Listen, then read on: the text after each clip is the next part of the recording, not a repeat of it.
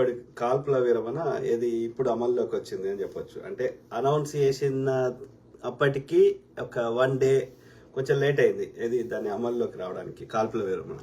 So ఇప్పుడు cease fire నడుస్తుంది కాబట్టి రెండు దిక్కుల ఏమంటారు సంయమనం పాటిస్తూ ఆ యొక్క డీజీఎంఓ అంటే మిలిటరీ ఆఫీసర్లు సో వాళ్ళిద్దరూ చర్చలు చేస్తున్నారు. నెక్స్ట్ ఎట్లా మనకు ఉన్నటువంటి కాన్ఫ్లిక్ట్స్ ఏవేవైతున్నాయో అవన్నీ ఎలా రిజాల్వ్ చేసుకోవాలనేది. కాబట్టి ప్రస్తుతానికి సీజ్ ఫైర్ అనేది అమల్లోకి వచ్చింది.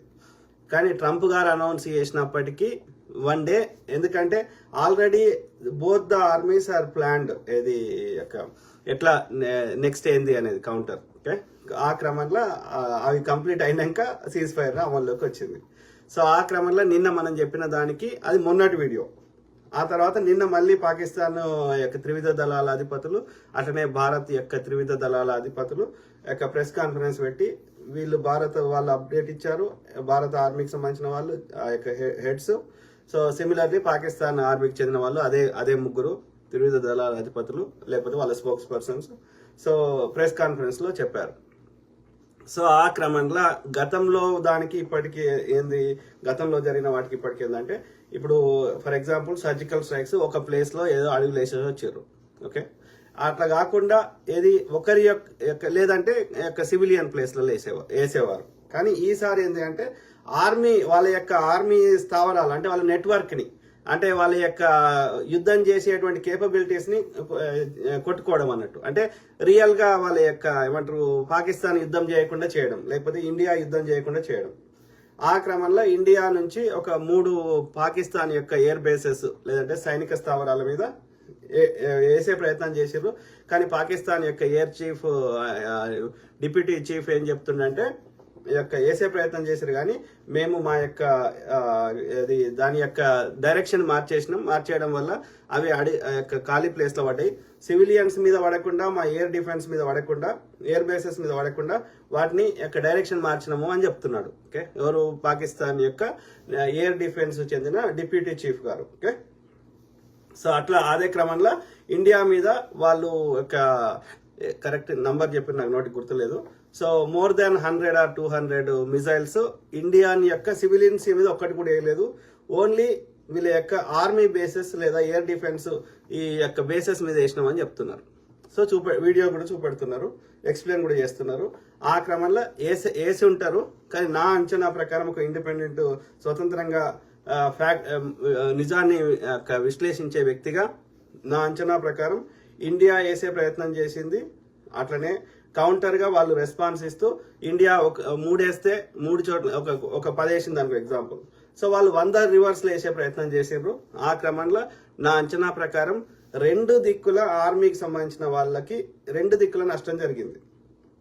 ఎగ్జాక్ట్ ఎంత జరిగింది, అవి ఎగ్జాక్ట్ వేసిన దగ్గర లొకేషన్లో పడ్డాయా, కొంచెము డైరెక్షన్ మార్చిండ్రా, లేకపోతే వాళ్ళు అక్యురేట్ గా వేయలేకపోయినరా బోత్ సైడ్స్ అనేది నిజ నిర్ధారణ చేయాలి. ఒక ఇండిపెండెంట్ స్వతంత్రంగా ఉండే వాళ్ళు చేయాలి. ఎందుకంటే పాకిస్తాన్ ఆర్మీ యొక్క వాళ్ళ యొక్క దేశాన్ని కాపాడలేరేమో పాకిస్తాన్ ఆర్మీ అని వాళ్ళ దేశ పౌరులని భయపడతారు. కాబట్టి పాకిస్తాన్ ఆర్మీ కూడా వాళ్ళ ఆర్మీ బేసెస్ మీద వేసినాయి 100% నిజం చెప్పకపోవచ్చు. Same thing with Indian army. కాబట్టి ఈ ఫ్యాక్ట్స్ తెలవాలంటే మాత్రం ఒక స్వతంత్రమైనటువంటి ఒక న్యూట్రల్ గా ఉండేటువంటి లేకపోతే ఇండిపెండెంట్ ఇంటర్నేషనల్ అంతర్జాతీయ సంస్థలు ఏమన్నా వెరిఫై చేయాలి.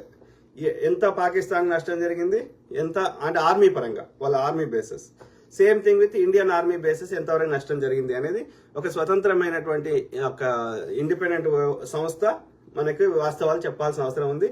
ఐ థింక్ కొంతమంది చెప్పే ప్రయత్నం చేశారు ఇంటర్నేషనల్ గా. వాళ్ళు నిన్న ఇండియన్ ఆర్మీ చూపెట్టిన దానిలో 1 or 2 కొంత నష్టం జరిగింది కానీ మిగతా అన్ని వాళ్ళు వెరిఫై చేయలేకపోతారు. సో అంటే 100% అక్యురేట్ గా లేకపోవచ్చు. ఏది ఏమైనా ఓవరాల్ స్టోరీ ఏంటంటే 2 దిక్కుల నష్టం జరిగింది ఒక పాయింట్. కానీ ఇండియా సైడే ఎక్కువ నష్టం జరిగింది. ఇండియా ప్రభుత్వము అండర్ ఎస్టిమేటెడ్ పాకిస్తాన్ యొక్క కేపబిలిటీస్ ని. అదొక నేను గతంలో చాలాసార్లు చెప్పిన, we are not fighting with Pakistan. Pakistan వెనకాల అనేక దేశాలు ఉన్నాయి రా అని డే 1 నుంచి చెప్పినా ఇప్పుడు చెప్తున్నా. మోస్ట్ ఆఫ్ ద వెస్టర్న్ దేశాలన్నీ పాకిస్తాన్కి మద్దతుగా ఉన్నాయి. ఇస్లాం దేశాలు పాకిస్తాన్కి మద్దతు ఉన్నాయి. అన్నిటికంటే ఎక్కువ మద్దతు డైరెక్ట్ గా మనం చైనాతో యుద్ధం చేస్తున్నట్టే, పాకిస్తాన్ తోటి చేస్తున్నట్టు కాదు. ఎందుకంటే ఇలా చైనా, ఈ పాకిస్తాన్ వాడుతున్న every technology is from China.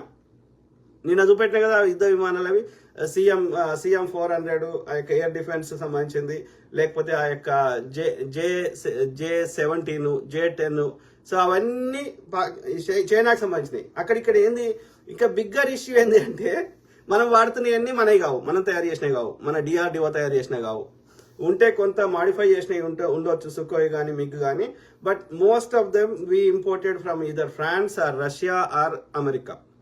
మన యొక్క మోస్ట్లీ ఫ్రాన్స్ అండ్ రష్యాని ఎక్కువ ఉన్నాయి మనవి, కొంత అమెరికా కూడా ఉన్నాయి.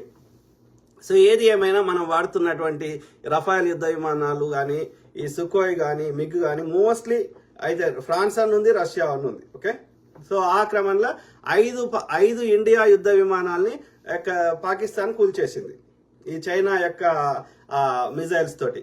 అందులో ముఖ్యమైనది PL-15E అనేది. అది ప్రపంచం అంతా ఆశ్చర్యపోయి చూస్తున్నది అన్నట్టు, ఒక not only India, entire world. ఎందుకంటే ఇంతవరకు ఆయుధాలు అమ్మడము కొనడము అనేది ఈ పాశ్చాత్య దేశాలే చేసినాయి, వెస్టర్న్ కంట్రీసే. కానీ ఈ చైనాకి ఇంత పెద్ద కేపబిలిటీస్ ఉన్నాయి అనేది ఇప్పుడు పాశ్చాత్య దేశాలను ముక్కున వేలేసుకొని చూస్తున్నాయి అన్నట్టు. సో ఆ క్రమంలో ఇంకోటి ఏంటంటే సామాన్యులు చెప్తుంది, ఈవెన్ మిలిటరీ ఎక్స్పర్ట్స్ చెప్తుంది ఏంటంటే పాకిస్తాన్, చైనా వాళ్ళు కూడా అంగీకరిస్తుంది ఏంటి అంటే Pakistan army especially air defence మాత్రం ఆ పైలట్స్ మన ఇండియన్స్ పైలట్స్ కంటే ఇంకా మోర్ ప్రొఫెషనల్ గా ఉన్నారు అనేది చాలా మంది చెప్తున్నారు. ఓకే, వాటి కేపబిలిటీ కంటే ఆ యొక్క పైలట్ యొక్క గొప్పతనం కూడా ఇందులో ఉంది అని చెప్తున్నారు. సో ఆ క్రమంలో మనము ఆ యొక్క 9 స్పాట్లలో లేచినప్పుడు మనము 70 ఎన్నో యుద్ధ విమానాలు పంపిస్తే అందులో 5ని కూల్చేసారు. అంటే పాకిస్తాన్ కు ఈ 5ని కూల్చేంత కేపబిలిటీ ఉన్నది, అంత అక్యురేట్ గా చేయగలిగినరు ఎయిర్ టు ఎయిర్ అంటే. So everybody across the world ప్రపంచ దేశాలన్నీ ముక్కున వేలేసుకొని చూస్తున్నాయి అన్నట్టు, అర్థమైందా? సో అంటే ఇక్కడ ఏమర్థమవుతుంది, the entire world dynamics, super power dynamics అన్ని చేంజ్ అయిపోతున్నాయి. ఓకే, దాన్ని బట్టి సో చైనా అనేది సూపర్ పవర్ అయింది లేదంటే అవుతున్నది అనేది ఇండికేషన్ ఉంది. ఓకే, అంటే చైనా అనేది ఇక్కడ 2 రకాలుగా, ఒకటి ఏంటి అంటే వేరే దేశాలకు చైనా అమ్ముతున్న ఆయుధాలు కొంచెం తక్కువ రేంజ్ ఉన్నాయి అమ్ముతుంది, బెస్ట్ ఉన్నాయి అమ్మది, బెస్ట్ ఉన్నాయి తన దగ్గరనే పెట్టుకుంటుంది. ఎందుకంటే అన్ని ఇచ్చేసింది అనుకో, ఇక తన యొక్క సుప్రీమసీ, తన దేశం యొక్క ఆధిపత్యం ఎక్కడ పోతుంది కదా. కాబట్టి పాకిస్తాన్కి అమ్మినే ఆ కెపాసిటీ ఉంటే చైనా దగ్గర ఉండే ఇంకెంత కెపాసిటీ ఉంటాయి. సో కాబట్టి ఇంకోటి ఏంది, ఇప్పుడు చైనా ఆయుధాలు 1/10 రేటుకి వస్తాయి. ఇప్పుడు అమెరికా, ఫ్రాన్స్ వీటితో పోలిస్తే చాలా తక్కువ రేటుకి వస్తాయి చైనా నుంచి ఆయుధాలు. అంటే అర్థమైంది, అన్ని దేశాలు ఈ యొక్క పాశ్చాత్య దేశాల నుంచి కొనుక్కునే బదులు ఆయుధాలు చైనా నుంచి కొనుక్కోవడం స్టార్ట్ చేస్తాయి. అంటే ఇక్కడ నాట్ ఓన్లీ ఇండియాకి, ఈ వెస్టర్న్ కంట్రీస్ అన్నిటికీ పెద్ద దెబ్బ పడేటట్టుంది ఈ యొక్క యుద్ధంతో. చైనా యొక్క శక్తి, మిలిటరీ పవర్ అంతా ఈ యుద్ధంలో కనిపించింది. ముఖ్యంగా PL-15 అనేది యొక్క మిడ్ రేంజ్ మిజైల్ అనేది దాని కేపబిలిటీస్ ఇంతవరకు ప్రపంచానికి తెలియదు, ఈ యుద్ధం ద్వారా తెలిసిపోయింది.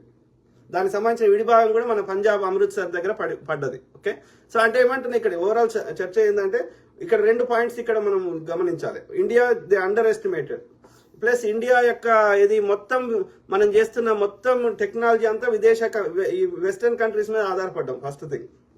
ఇంకోటి మనము మన పైలట్స్ ట్రైనింగ్ ఇవ్వడం కానీ ఇంకా మోడర్న్ అప్డేట్ కాలేదని అర్థం. ఇప్పుడు చైనా తోటి పాకిస్తాన్ తోటి పోలిస్తే వాళ్ళు మోర్ మోడర్నైజ్డ్ అయినరు యుద్ధ రంగంలో. They are using more modern weapons, more modern technology, and వాళ్ళ పైలట్లకి బెస్ట్ ట్రైనింగ్ ఇస్తున్నారని అర్థం కంపేర్ టు ఈ వెస్టర్న్ కంట్రీస్ అండ్ ఇండియా. కాబట్టి India needs to increase more, ఏమంటారు, ఇండియాలో ఇంకా రీసెర్చ్ పెంచాలి. చైనా తోటి కంపేర్ చేసుకుంటున్నాం అంటే చైనాది మోర్ దాన్ 20 ట్రిలియన్ ఎకానమీ ఉంది, మనది 3 ట్రిలియన్ కావడానికి ఇబ్బంది పడుతున్నాం. కాబట్టి మనం ఎక్కడున్నామో అర్థం చేసుకోండి. కాబట్టి we need to increase hour, ఏమంటారు, మన దేశం యొక్క ఇది బడ్జెట్ అంటే యొక్క సంపద పెంచాల్సిన అవసరం ఉంది. ఎట్ ద సేమ్ టైం ఏదైనా నేర్చుకుంటే ఫుల్ పర్ఫెక్ట్గా నేర్చుకోవాలి. Master of none, jack of all workout కాదు. You have to become master in what you doing. కాబట్టి రీసెర్చ్కి చాలా ప్రాధాన్యం ఇవ్వాల్సిన అవసరం ఉంది. You have to invest lot of money for research, especially defence కానీ ఈ యొక్క మెడికల్ కానీ. ఎందుకంటే మెడికల్ రంగంలో కూడా ప్రతిదీ మనం ఇంపోర్ట్ చేసుకుంటాం ఈ వెస్టర్న్ కంట్రీస్ నుంచి. డిఫెన్స్లో కూడా everything we import from the western countries. ఇది పోవాలంటే మనం చాలా రీసెర్చ్ చేయాల్సిన అవసరం ఉంది. China achieved all those things. కాబట్టి వాస్తవాలు చెప్తాం రా నాయన. ఇలా చైనా కేపబిలిటీ ఏందో చెప్తున్నాం, పాకిస్తాన్ కేపబిలిటీ ఏందో చెప్తున్నాం, ఇండియా కేపబిలిటీ ఏందో చెప్తున్నాం. అంతేగాని నేను వాస్తవాలు చెప్తే దేశద్రోహి అంటారు ఈ ముండా కొడుకులు. ఎవరి కేపబిలిటీ ఏంది, ఎవరి బలాలేంది, బలహీనతలేంది, వాస్తవాలు చెప్పాలి కదా. ఎస్, ఇక నేవీ పరంగా కానీ, ఆర్మీ పరంగా కానీ, ఈవెన్ ఎయిర్ డిఫెన్స్లో కానీ మనకు ఎక్కువ ఆయుధాలు ఉన్నాయి, మన బడ్జెట్ ఎక్కువ ఉన్నది, మనం బడ్జెట్ ఎక్కువ కేటాయిస్తున్నాం. కానీ వాళ్ళకి దే ఆర్ మోర్ మోడర్నైజ్డ్ ఉన్నారు. వాళ్ళకి లిమిటెడ్ రిసోర్సెస్ ఉన్నా కానీ దే హ్యావ్ మోర్ ఇది మోడర్న్ ఉన్నాయి. Plus they became good at using them. కాబట్టి మనము మోడర్నైజ్ కావాల్సిన అవసరం ఉంది. ఇండియా అనేది అర్థం చేసుకోవాలి. మేకపోతే గాంభీర్యం పనికిరాదు. Not only it's a signal to India, including all the western countries. So ఆ క్రమంలో మన 5 యుద్ధ విమానాలను కూల్చేసింది. అటనే మన యొక్క ఆర్మీ బేసెస్ అన్నిటికీ నష్టం చేసింది పాకిస్తాన్. కాబట్టి అది ఏమైంది, ఇక మోడీ ఏం చేసిండు, ఏం చేయాలో అర్థమవుతలేదు అన్నట్టు. ప్లస్ పాకిస్తాన్కి పెద్ద కొంతమంది చచ్చిపోయారు, కానీ కంపేరిటివ్లీ పాకిస్తాన్ ఎక్కువ డబ్బులు కోల్పోలేదు. కానీ ఇండియా ఆల్రెడీ 10,000 కోట్లు అంటున్నాం, కానీ ఇంకా అంతకంటే ఎక్కువనే. 10,000 కోట్లు కేవలం యుద్ధ సామాగ్రికి నిన్నటి వరకే. కానీ ఇప్పటికీ నాకు తెలిసి 20,000 కోట్లు ఈజీగా దాటి ఉంటుంది. ఎందుకంటే ఆర్మీ బేసెస్ నష్టం జరిగింది, వ్యాపారాలు నష్టం జరిగింది. ఓకే, సో కాబట్టి ఇండియాకి చాలా పెద్ద నష్టం జరిగింది. ఓకే, ప్లస్ ఇప్పటి వరకు లష్కర్-e-తోయిబా అనేది మా దేశంలో ఆ సంస్థనే లేదు అని చెప్తున్నారు. అది ఎక్కడుంది? ఇండియాలోని కాశ్మీర్లో ఈ బీజేపీ ఆర్ఎస్ఎస్ వాళ్ళు పెంచి పోషిస్తున్న సంస్థ అది. అర్థమైందా? కాబట్టి నువ్వు డిప్లొమాటిక్ ట్రై చేయలేదు, ఆధారాలు చూపెట్టలేదు, ప్రపంచం ముందు పాకిస్తాన్ దోషిగా నిలబెట్టలేదు. కేవలం ఏది క్యాజువల్గా పుల్వామా దాడి చేసినట్టు చేసేస్తా కాము అయిపోతుంది అనుకున్నారు. కానీ ఇది తిరిగి దెబ్బ కొట్టింది. ఇక ఇట్లనే ఊరుకుంటే ఆయనతో మొత్తం ఆర్మీ బేసెస్ అన్ని లేచిపోతాయి అని చెప్పి భయపడి అప్పుడు కూడా లాస్ట్ టైం కూడా పుల్వామా దాడి అప్పుడు 2 విమానాలు కూల్చేసారు మనది. కూల్చేస్తే ఆయన అభినవ్ బింద్రానా ఆయన పడిపోతే మళ్ళీ ట్రంప్ ఫోన్ చేసి బతిలాడుకున్నాడు ఇడిపిమని. సేమ్ ఇప్పుడు కూడా అంతే. మన ఆర్మీ బేసెస్ అంతా నష్టం జరుగుతుంటే మళ్ళీ ట్రంప్ ఫోన్ చేసి మళ్ళీ నాకు సీజ్ ఫైర్ కావాలని. పాకిస్తాన్ అడగలే సీజ్ ఫైర్. అర్థమైందా? సో ఇది పరిస్థితి. ఈ వాస్తవాలు చెప్పకుండా పొద్దుగా లేస్తే ఫేక్ చెప్పిస్తే ఎట్లా కలుస్తుంది? ఆలోచించండి, దయచేసి ఆలోచించండి. ఆ క్రమంలో ఎందుకు బ్యాన్ చేస్తావు?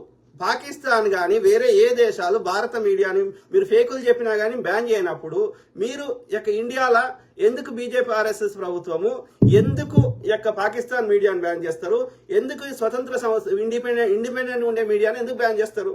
అంటే ఇండియాలో ఉన్న ప్రజలకు వాస్తవాలు తెలియద్దనే కదా. ఆలోచించండి, దయచేసి ఆలోచించండి. వాస్తవాలు చెప్తే వాడిని బెదిరిస్తారా? వాడు దేశద్రోహి అవుతారా? నిజాన్ని అంగీకరించి మన లోపాలు ఎక్కడున్నాయో అవి సర్దుకునే ప్రయత్నం చేయాలి. అది సర్దుకోకుండా పొద్దుగాలు వేస్తే ప్రజల్ని ఏం మారుస్తా, ఫేక్లో పెడతా అంటే రేపు పొద్దున పాకిస్తాన్ మొత్తం దాడి చేసి ఇండియాను లేకుండా చేసేస్తే ఏం చేస్తారా? పిచ్చిన కొడకల్లారా, ఆలోచించండి మిత్రులారా. If you owe the IRS $10,000 or more and have a 650 or higher credit score, then you could qualify. చూద్దాం ఎట్లా పాకిస్తాన్ మన మీద ఎట్లా సక్సెస్ఫుల్ ఎయిర్ దాడి చేసింది అనేది చెప్తున్నాడు వాళ్ళ navy air defence deputy chief గారు. On behalf of Pakistan Air Force, Chief of the Air Staff, Pakistan Air Force, I stand here with you all with deep-rooted humility and gratitude.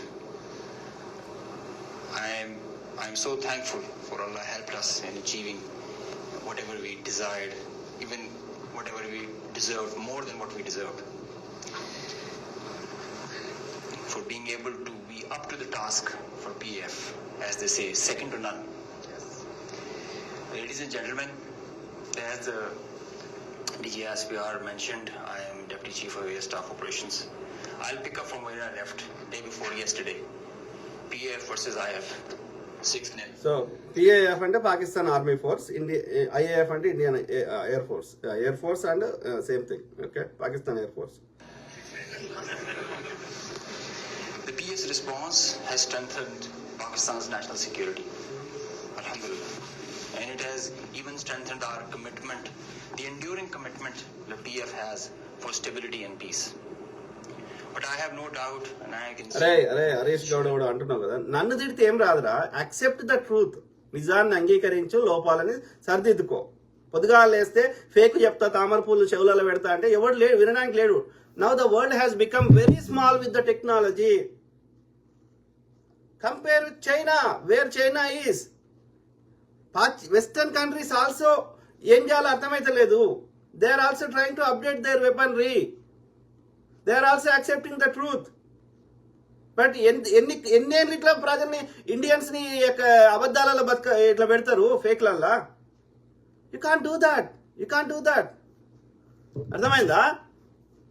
ఇక WhatsApp university మీకోసమే create చేసిర్రు, ఈ యొక్క Photoshop మీకోసమే create చేసిర్రు దరిద్రులు. Says that the real genius and the mastermind, the cerebrum behind the design and the aim and the structure, the game plan of PF was the Chief of the Air Staff, Air Chief Marshal Zahir Ahmed Babal Sidhu. He asked us to do 3 things in our response: re-establish deterrence, neutralize key threats, retain control of air. And I will show you in my presentation how we tried to do so that. 3 things చెప్పిండు ఆయన. Retain air control, okay okay, deterrence అంటే offensive పోకండి. వాళ్ళ యొక్క air chief marshal అంటే air force లో highest level అన్నట్టు. Okay, Slide. During the befitting response that we generated in our first episode, we చదువుతా మీ comments last లో చదువుతా, ఎందుకంటే ఆ ఫ్లో పోకూడదని నేను చూస్తున్నా కానీ చదువుతున్నాను. attended the IF's pride, the Rafales, resulting in this entire fleet almost coming to a standstill at ground position. You could see that they were not flying after that. లేదు brother, Naveed Pasha పాకిస్తాన్కి ఏం కాలేదు. Okay, Pakistan is very సేఫ్గా ఉంది and వాళ్ళ పనులు వాళ్ళు చేసుకుంటున్నారు. మన ఇండియా మీడియాలో వచ్చేది చూసి ఎక్కిరిస్తున్నారు, నవ్వుతున్నారు. ఓకే, అర్థమైందా? పాకిస్తాన్కి పెద్ద నష్టం ఏం జరగదు. ఆ రోజు 9 చోట్ల సివిలియన్స్ చచ్చిపోయింది తప్ప అదర్ దాన్ దట్ పెద్ద నష్టం జరగలేదు పాకిస్తాన్కి. ఓకే, ఒక్క టెర్రరిస్ట్ ఆర్గనైజేషన్ కానీ ఒక్క టెర్రరిస్ట్ కానీ ఎక్కడా లేరు. ఫస్ట్ లో కూడా చంపింది సివిలియన్స్ ని అంతే. ఓకే, కొంత ఆర్మీ బేసెస్ ని కొంతవరకు నష్టం చేశారు కానీ అదర్ దాన్ దట్ ఒక్క టెర్రరిస్ట్ అక్కడ లేడు, చంపలేదు. ఒకవేళ ఉన్నవాడు ఎప్పుడో వారిపోయి ఉంటాడు. ఇంకా ఉన్నాడా వీడు చంపేదాకా ఉంటాడా? Western border. This reduction in flying to bare minimum. నన్ను తిడితే ఏం రాదురా రే, ఎట్టి నా కొడకల్లారా, నన్ను తిడితే ఏం రాదు. ఓకే, వాడిని ప్రెస్ కాన్ఫరెన్స్ రమ్మానండి మోడీ గారిని. అర్థమైందా? వాస్తవాలని చెప్పమానండి, ఫేక్ వద్దు. Liberty of action. They curtailed their options. Slide. This is the Pakistan's air defense environment. Pakistan air defense environment is offensive, it's integrated, it's credible. Show you. I've initiated having no space with their manned aircraft, associated with their unmanned aircraft operations targeting Pakistan's civilian population and their infrastructure. Here you see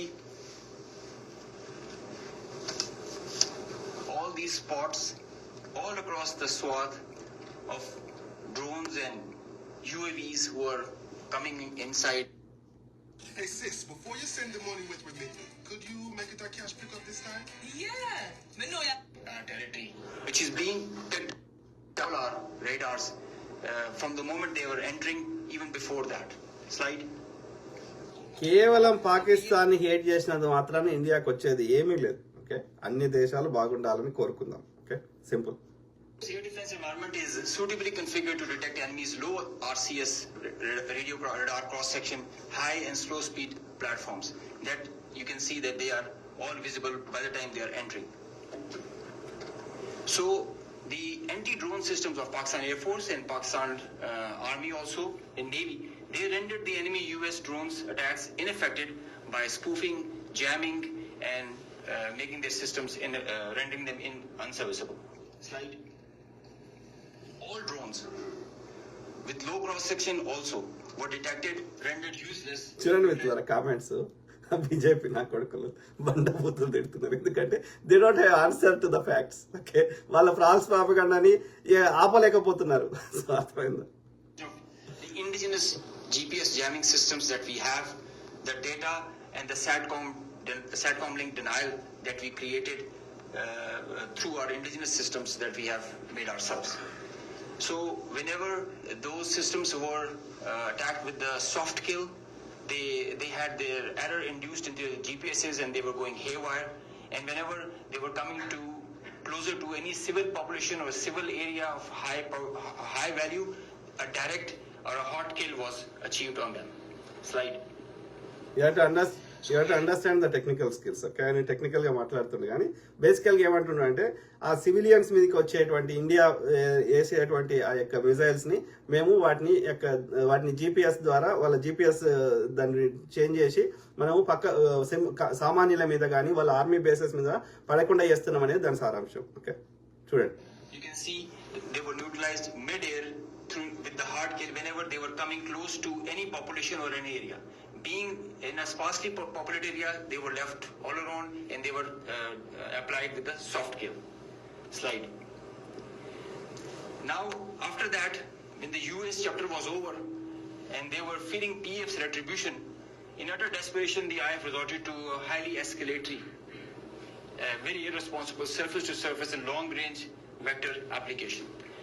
You can see this is Suratgarh and this is our base Rafiki.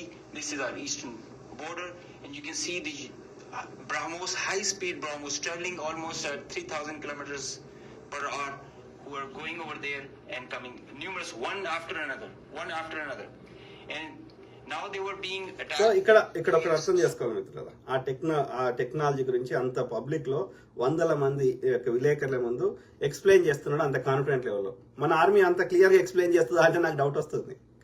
So we should appreciate them for their good training. I think they all get trained in China. Okay, so చైనాలో వాళ్ళకి అత్యాధునికమైన modern weaponry మీద training ఇవ్వడం జరిగింది. So కాబట్టి China యొక్క air defence కానీ అట్లనే Pakistan air defence is nothing but China air defence. Okay, so they are more modernised than this western air defence అనేది మనకు అర్థమవుతుంది. Okay, Inducing the errors into the GPSs, which increase their CEP, the probability of missing their target increases, and hard kill was also achieved. Here you see one of the US has gone, if by the end of the slide you see one of the US has overshot the target and gone ahead. And this is the radar picture. You can see that they are going, this BrahMos will miss the target and will go ahead and fall in some no man's land. And they are being one after another, they are coming back, crossing the borders. So that's okay. చాలా technical ఉంది, 14 నిమిషాలు ఉంది, 5 నిమిషాలు చూపెట్టిన, around 5 to 6 minutes. That's fine. The moral of the story, దాని యొక్క ఆంతర్యం ఏంది అంటే, సో దే ఆర్ మోర్ ఇది modernised in they became good at air defence, first thing. Okay, and they ఒక కన్సిడరబుల్ నష్టం భారతదేశానికి చేశారు. అటనే భారతదేశం నుంచి వచ్చినటువంటి వాటిని వాళ్ళు ఒక సామాన్యుల మీద పడకుండా, వాళ్ళ ఆర్మీ దాని మీద పడకుండా చేయగలిగారని అర్థం. So they given good, they protected there land very well, as well as they ఏమంటారు భారత్ కూడా చాలా నష్టం చేయడం జరిగింది. అంటే ఇక అది ఒక్కసారికి అట్లా కౌంటర్ ఇస్తేనే ఆ పరిస్థితి ఉంటే, if they do it more ఇక అంటే ఇక భారత్ లో సివిలియన్స్ మీద కూడా పడే పరిస్థితి ఉంది. వాటిని ఏది ఆపలేకపోయినారు. మన యొక్క డిఫెన్స్ సిస్టమ్ వాళ్ళతో పోలిస్తే మనకు ఎక్కువ నష్టం జరిగింది వాళ్ళతో పోలిస్తే.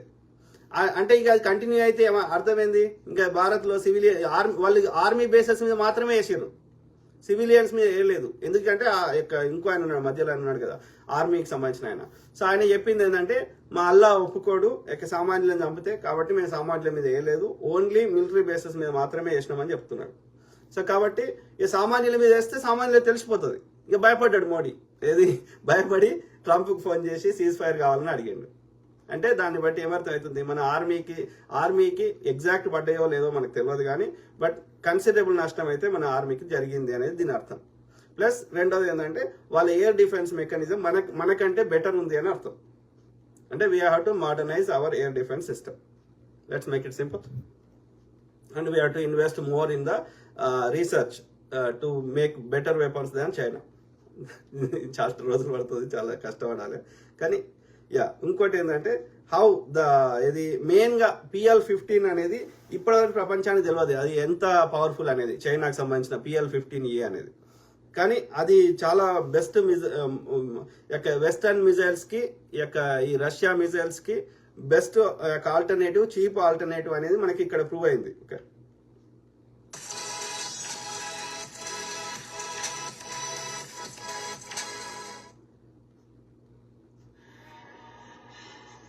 Okay, the missile that shot down 3 Rafales. Okay, this is how the PL-15 debut అంటే అది ఎట్లా ఆరంభమైంది, చైనాకు సంబంధించింది. ఇది Pakistan used it.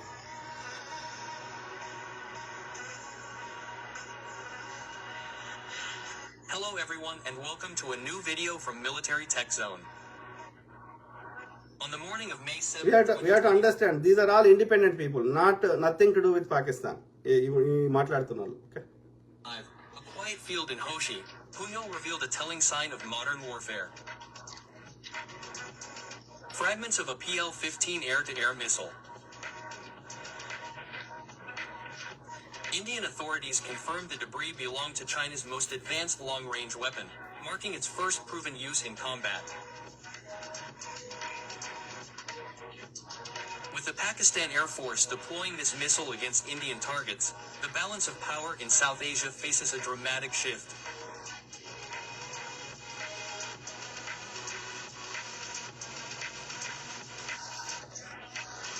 On April 22nd, an attack in the Vasaran Valley of Indian-administered Kashmir left 26 people dead, most of them tourists.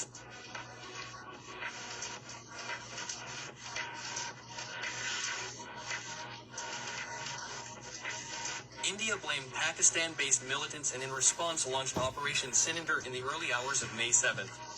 Air Force units used precision munitions, scalp missiles and hammer bombs to strike civilian and Muslim places of worship in a demonstration of the scale of the retaliation, though without naming the insurgent groups involved.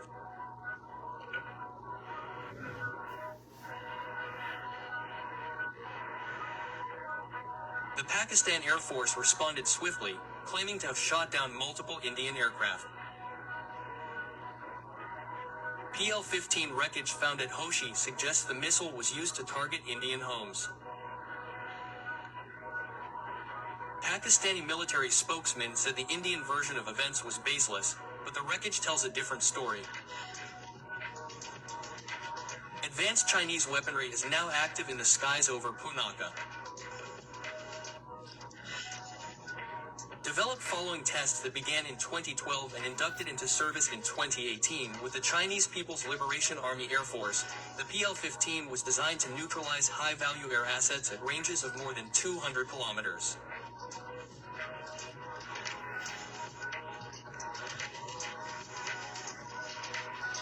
Its active radar guidance system, dual-boost solid-fuel engine and ability to exceed Mach 5 make it a formidable tool in contested airspace, capable of changing the dynamics of an engagement. దాని debris కూడా దొరికింది కదా.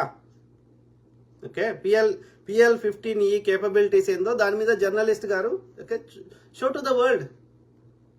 ఇది export version, అంటే వేరే దేశాలకు అమ్ముతుంది. దీనికంటే better version China దగ్గర ఉంది. Seconds.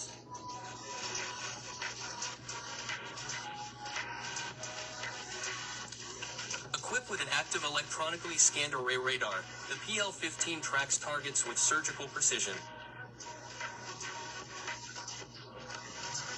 The domestic variant of the Place 15 has a range of between 200 and 300 kilometers, while the export version, the PL-15E, can reach approximately 145 kilometers. అర్థమైందా? ఇంతమంది చెప్పిండు చూసిన డొమెస్టిక్ వర్షన్ అంటే వాళ్ళు వేరే దేశానికి అమ్మలేదు చైనా వాళ్ళు, అది 250 కిలోమీటర్స్ అది చెప్పిండు. సో ఇదైతే 150 కిలోమీటర్స్. ఓకే, అర్థమైంది కదా. సో ఆ PL-15E ద్వారా వాళ్ళు అట్లనే JF-17లో ఇవి వాడి మన యొక్క ఏమంటారు they dominated, they gave good counter కాదు, దే డామినేటెడ్. ఇక భయపడి పారిపోయినంత సమానం అయిపోయింది అన్నట్టు ఇది. అందుకని ఇక ఇది చూడు చైనీస్ J-10C ఎవరికి My dad canceled his auto insurance and is doing this instead. Okay, guys, check this out.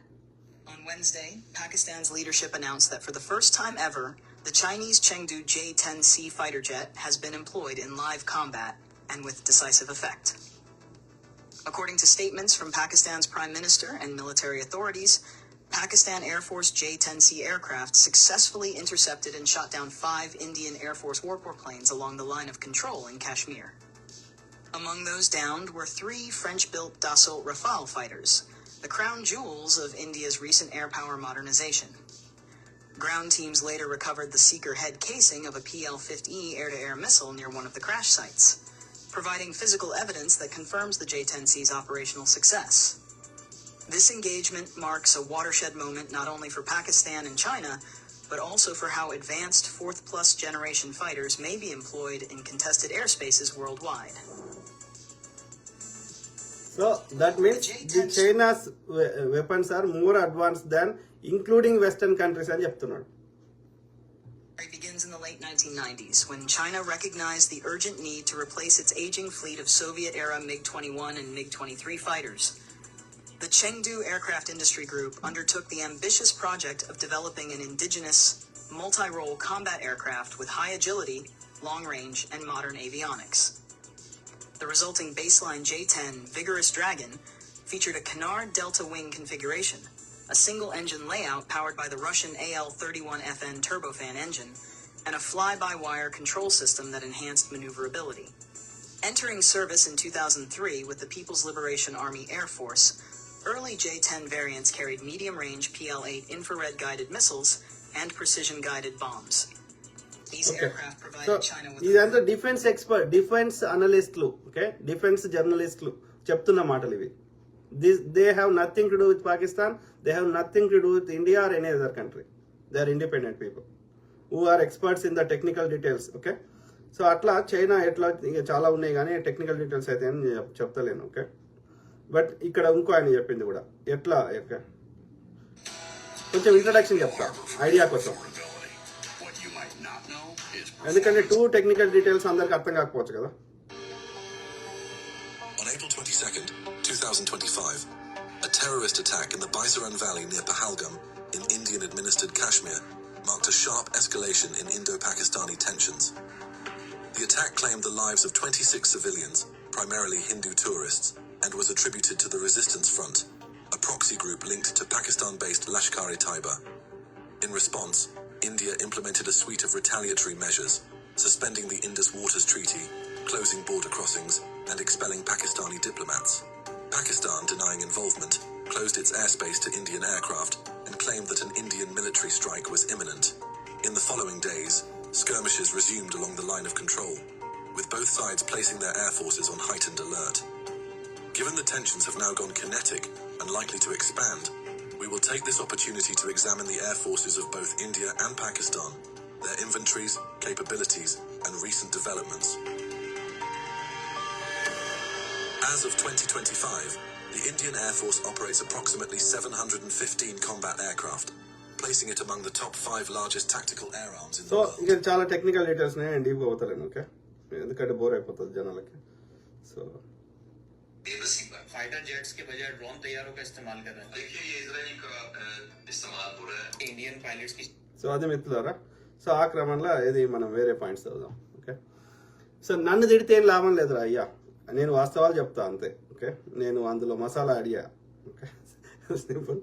So ఆ క్రమంలో ఇది ఇక ఫాల్స్ ప్రాపగండా ఇంకా చేస్తున్నారు. ఎందుకు చేస్తున్నారో నన్ను తిట్టడంలో అర్థం లేదు, ఫాల్స్ ప్రాపగండా చేయడంలో అర్థం లేదు. ఓకే, ఇక సద్గురు లాంటి వాళ్ళు, ఈ బీజేపీకి చెందిన సోషల్ మీడియాకి సంబంధించిన వాళ్ళు స్టిల్ ఇంకా చెత్త నింపుతున్నారు. సద్గురు అంటాడు ఆడేదో ధర్మ ప్రచారం చేసుకుంటాడు, చేసుకోవాలి, అన్నిట్లో ఎందుకు పెడుతున్నాడు? వాడు ఏ స్థాయికి మాట్లాడుతుండే, ఎవడైతే ఈ బీజేపీ ప్రభుత్వాన్ని ప్రశ్నిస్తున్నారో ఇదే టైం అదునుగా దొరికింది. ఇక అందరినీ దేశద్రోహం కింద, సెడేషన్ యాక్ట్ కింద అందరినీ ఇది మీరు ఏమేమి చర్యలు తీసుకోండి. నీకేం అవసరం రా సద్గురు? నల్లధనాన్ని తెల్లధనం చేసేటోడివి రాజకీయ నాయకులకి, దొంగలది కదా.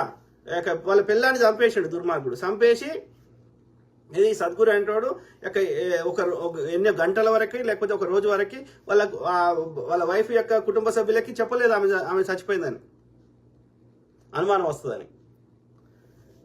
బిడ్డతోటి అసభ్యంగా అది బిడ్డ లెక్క లేనే లేదు, అసభ్యంగా చూడండి మీరు వీడియోలు బిడ్డతోటి ఉంటాయి.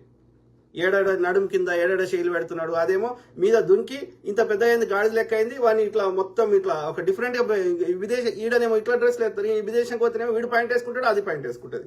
ఇద్దరు ఇట్లా భార్యాభర్తలు లెక్క బాయ్ ఫ్రెండ్ గర్ల్ ఫ్రెండ్ లెక్క తిరుగుతారు. ఓకే, ఇక వాడు ఇక గింజలు పెడతా మొక్కలు పెడతా అని 1000 కోట్లు దొబ్బిండాడు. అప్పుడు బీజేపీ ప్రభుత్వం ఉన్నాడు కర్ణాటక దగ్గర.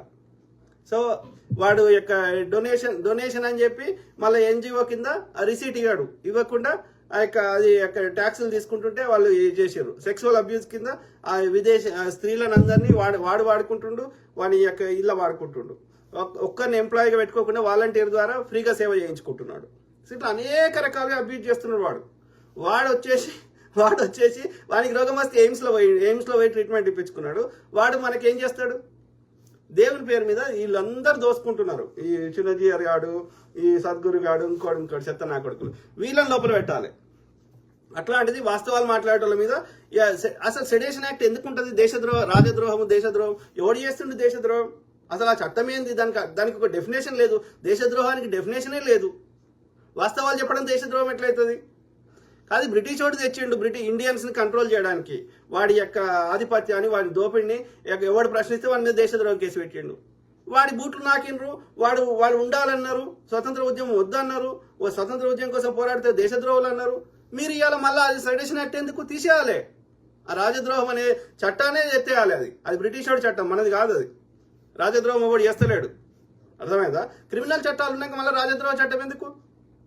దానికి రాజద్రోహం అనేది డెఫినేషనే లేనప్పుడు నువ్వు అది బ్రిటిష్ వాడు వాణి అవసరం కోసం తెచ్చుకున్నదాన్ని ఇంకా ఎందుకు వాడుతున్నావు? ఆ సెడేషన్ యాక్ట్ తీసి పారదొబ్బాలి, దానికోసం కొట్లాడాలి. ఓకే, ఆలోచించండి మిత్రులారా. సో ఆ క్రమంలో కొన్ని ఇంపార్టెంట్ పాయింట్స్ అనూప్ బ్రదర్, ఆ బ్రదర్ నాకు పంపించుండే, చదువుదాం. భారతదేశ వైఫల్యాలు. ఉగ్రవాద దాడిని అరికట్టడంలో ఇంటెలిజెన్స్ విఫలమైంది. కరెక్ట్, విఫలమైంది. ఇప్పటివరకు ఆధారాలు బయట పెడతలేరు. నా అంచనా ప్రకారం వీళ్ళే చేయించారు. లేకపోతే ప్రతి దాడికి ఇన్వెస్టిగేషన్ జరుగుతుంది. కాంగ్రెస్ హయాంలో జరిగింది, ఆధారాలతో సహా బయట పెట్టినాము, ఇన్వెస్టిగేషన్ చేసినాము, దోషులకు శిక్షలు వేసినాము. అట్లా చూపెట్టండి ఎవరు చేసిర్రు, ఎక్కడి నుంచి వచ్చిర్రు, ఏ బార్డర్లకి వెళ్ళి వచ్చిర్రు. అట్లా వస్తుంటే మన ఆర్మీ ఏం చేసింది, ఎవ్రీ మినిట్ ఆ యొక్క బయట పెట్టండి. పాకిస్తాన్ ప్రపంచం ముందు దోషి నిలబెడదాం నిజంగా పాకిస్తాన్ చేయిస్తే. కానీ మీరు పెట్టారు. పెడితే అది RSS వాళ్ళే చేయించారు కాబట్టి బయటకు వస్తాయి. ఎక్కడి నుంచి ఫోన్ కాల్ డేటా పోయింది, ఎక్కడి నుంచి మనీ ట్రాన్సాక్షన్ జరిగింది, ఏ అకౌంట్లకు డబ్బులు పోయినాయి, ఎవ్రీథింగ్ ప్రజల ముందు పెట్టండి, ప్రపంచం ముందు. పాకిస్తాన్ యొక్క ఆర్మీకి సంబంధించిన వాళ్ళు ప్రపంచ విలేకరులు అందరు పిలిచి ఇన్ఫర్మేషన్ చెప్తున్నప్పుడు మీరు పెట్టండి. You don't do it because you only did it. అట్లా చేస్తే మీ పేర్లో బయటకు వస్తాయి. ఆలోచించండి. సో ఉగ్రవాద దాడిని అరికట్టడంలో ఇంటెలిజెన్స్ విఫలం. వారు బాధ్యత నుంచి తప్పించుకునేందుకు పాకిస్తాన్ తప్పుపట్టారు. 100% కరెక్ట్. నాట్ ఓన్లీ దట్, వీళ్ళే చేయించారు. ఓకే, వైమానిక దళ వైఫల్యం. భారత్ 3 నుంచి 5 విమానాలు కోల్పోయింది. 3 రఫాల్ యుద్ధ విమానాలు, 1 మిగ్, ఇంకోటి సుఖోయ్. 5 యుద్ధ విమానాలు కోల్పోయింది. అట్లనే ఎంతో మంది ఆర్మీని సివిలియన్స్ ని చనిపోయింది. సో కోల్పోయింది. పాకిస్తాన్ ఒక్కటిని కోల్పోలేదు. కరెక్ట్, చూడండి, పాకిస్తాన్ ఒక్క విమానం కోల్పోలేదు, కానీ ఇండియా 5 కోల్పోయింది. దాన్ని బట్టి పాకిస్తాన్ యొక్క ఎయిర్ డిఫెన్స్ సిస్టమ్ అనేకంటే చాలా బెటర్గా ఉంది. అందుకని మోడీ తాత భయపడ్డాడు. ఓకే, భయపడి ట్రంప్ ఫోన్ చేసి అప్పుడు ఎట్లయితే అభినవ్ బింద్రాని విడిచిపెట్టమని బతిలాడుకున్నాడో ఆలోచించండి. అప్పుడు కూడా సర్జికల్ స్ట్రైక్స్ అప్పుడు మనోడు ఎట్లా పడతాడు? వాళ్ళోడు ఒక్కటి మన దానిలో పడినప్పుడు అంటే వాళ్ళ ఎయిర్ డిఫెన్స్ సిస్టమ్ స్ట్రాంగ్ ఉంది అని అర్థమే కదా. అప్పుడు కూడా 2 మన యుద్ధ విమానాలు కూల్చేసారు కదా. అప్పుడు 2 కూల్చారు, ఇప్పుడు 5 కూల్చారు. ఓకే, మనం అప్పుడు 1 కూల్చలే వాళ్ళది, ఇప్పుడు 1 కూల్చలే వాళ్ళది. అయినా ఈ బత్తాయి గాళ్ళు మన శివులలో తామర పూలు పెడతారు. సో భయపడి అప్పుడేమో ట్రంప్కి ఫోన్ చేసి అభినవ్ అనేట ఆయన విడిపియమన్నాడు. ఇప్పుడు సీజ్ ఫైర్ చేయమన్నాడు, కాల్పుల విరమణ చేయమన్నాడు. ఇది మన పరిస్థితి. అయినా ఈ బత్తాయి గాళ్ళు మా మోడీ అది వీకిండు ఇది వీకిండు అని మన శివులలో తామర పూలు పెడతారు. వీడి మీడియా వాళ్ళు. దౌత్యపరమైన వైఫల్యం. కరెక్ట్, ఏ దేశము భారత్ మద్దతుగా రాలేదు. JD వ్యాన్స్ ఇది మా వ్యవహారం కాదు అన్నారు అమెరికా వైస్ ప్రెసిడెంట్ గారు. కరెక్ట్. మీడియా వైఫల్యం. గోధి మీడియాను ఎవ్వరూ బాగా పరిగణించరు, ఎవ్వరు చూస్తలేరు. ఇప్పుడు అది కూడా చూడరు. ఇప్పుడు భారతీయ జర్నలిజానికి ఇది తీవ్రమైన నమ్మక నష్టం. Correct brother. అంతర్జాతీయ వైఫల్యం. IMF international monetary fund IMF Pakistan తాజా విడత నిధులు ఇవ్వకుండా ఆపాలని ఒత్తిడి తెచ్చే ప్రయత్నం విఫలమైంది. మొన్ననే ఇచ్చిర్రు. ఎంత ఇచ్చిర్రు? $1.2 బిలియన్ ఎంత ఇచ్చిర్రు. ఓకే, పాకిస్తాన్కి. So the IMF has approved 2.3 billion bailout for Pakistan, backed by most major global powers. India stood as the lone country to abstain from the vote. Nations like US, China, Japan and UK, despite outwardly friendly ties with India, chose to support Pakistan financially. అర్థమైందా? ఇది పరిస్థితి. అంటే డిప్లొమసీలో కూడా fail అయ్యిండు మోడీ అని చెప్తున్నారు. Okay, so ఆ విధంగా పాకిస్తాన్కి $2.3 బిలియన్ వచ్చినాయి. అపజయ భయం. పాకిస్తాన్ సైన్యం భారత వైమానిక స్థావరాలపై దాడులు చేసి నష్టాలేమీ లేకుండా తిరిగి రావడం భారత వైమానిక రక్షణల తీవ్ర వైఫల్యాన్ని సూచిస్తుంది. కరెక్ట్, 100% వాస్తవం. భయపడి నాకు కాల్పుల విరమణ కావాలని ట్రంప్ను బతిలాడుకున్నాడు. భారీ PR ఎదురు దెబ్బ. ఓకే, నరేంద్ర మోడీపై ఆయన అభిమానులు, విమర్శకులు సైతం సోషల్ మీడియాలో తీవ్రంగా ట్రోల్ చేస్తున్నారు. వాస్తవం. దేశ జోష్ని దెబ్బతీయడం. అనేక భారతీయులు ఈ కాల్పుల విరమణను భారత వైఫల్యంగా భావిస్తున్నారు. 100% కరెక్ట్. ఓకే, సో భారత యొక్క రక్షణ దళాలు, త్రివిధ రక్షణ దళాలు, they need to modernise their weapons. First lesson. Second lesson ఏది మోడర్నైజ్ 3 ఆర్మీ, నేవీ అండ్ ఏది ఎయిర్ డిఫెన్స్, వీటిని మోడర్నైజ్ చేస్తూ బెస్ట్ ట్రైనింగ్ ఇవ్వడంతో పాటు ఇవి మనమే తయారు చేయాల్సిన అవసరం ఉంది. అంటే రీసెర్చ్కి ఎక్కువ ఫండింగ్ కేటాయించి DRDL లాంటివి ఇంకా ఎక్కువ మనము చైనాకి ధీటుగా ఇవన్నీ ఆయుధాలు మనమే తయారు చేసుకునే స్థాయికి ఇండియా ఎదగాల్సిన అవసరం ఉంది. Okay, this is a big lesson for India and other western countries as well. Simple. So 9వ పాయింట్, ఒక్క లక్ష్యం కూడా సాధించలేదు. 100% కరెక్ట్. 100% కరెక్ట్. 10వ పాయింట్, ఇది అమెరికా ఒత్తిడికి లోనవ్వడం. అర్నబ్ గోస్వామి కూడా ట్రంప్ భారత సార్వభౌమాధికారాన్ని తగ్గించడాన్ని ప్రశ్నించారు. ఎప్పుడు ఫస్ట్ నుంచి అట్లనే ఉంది కదా, ఇది కొత్తగా లేదు కదా.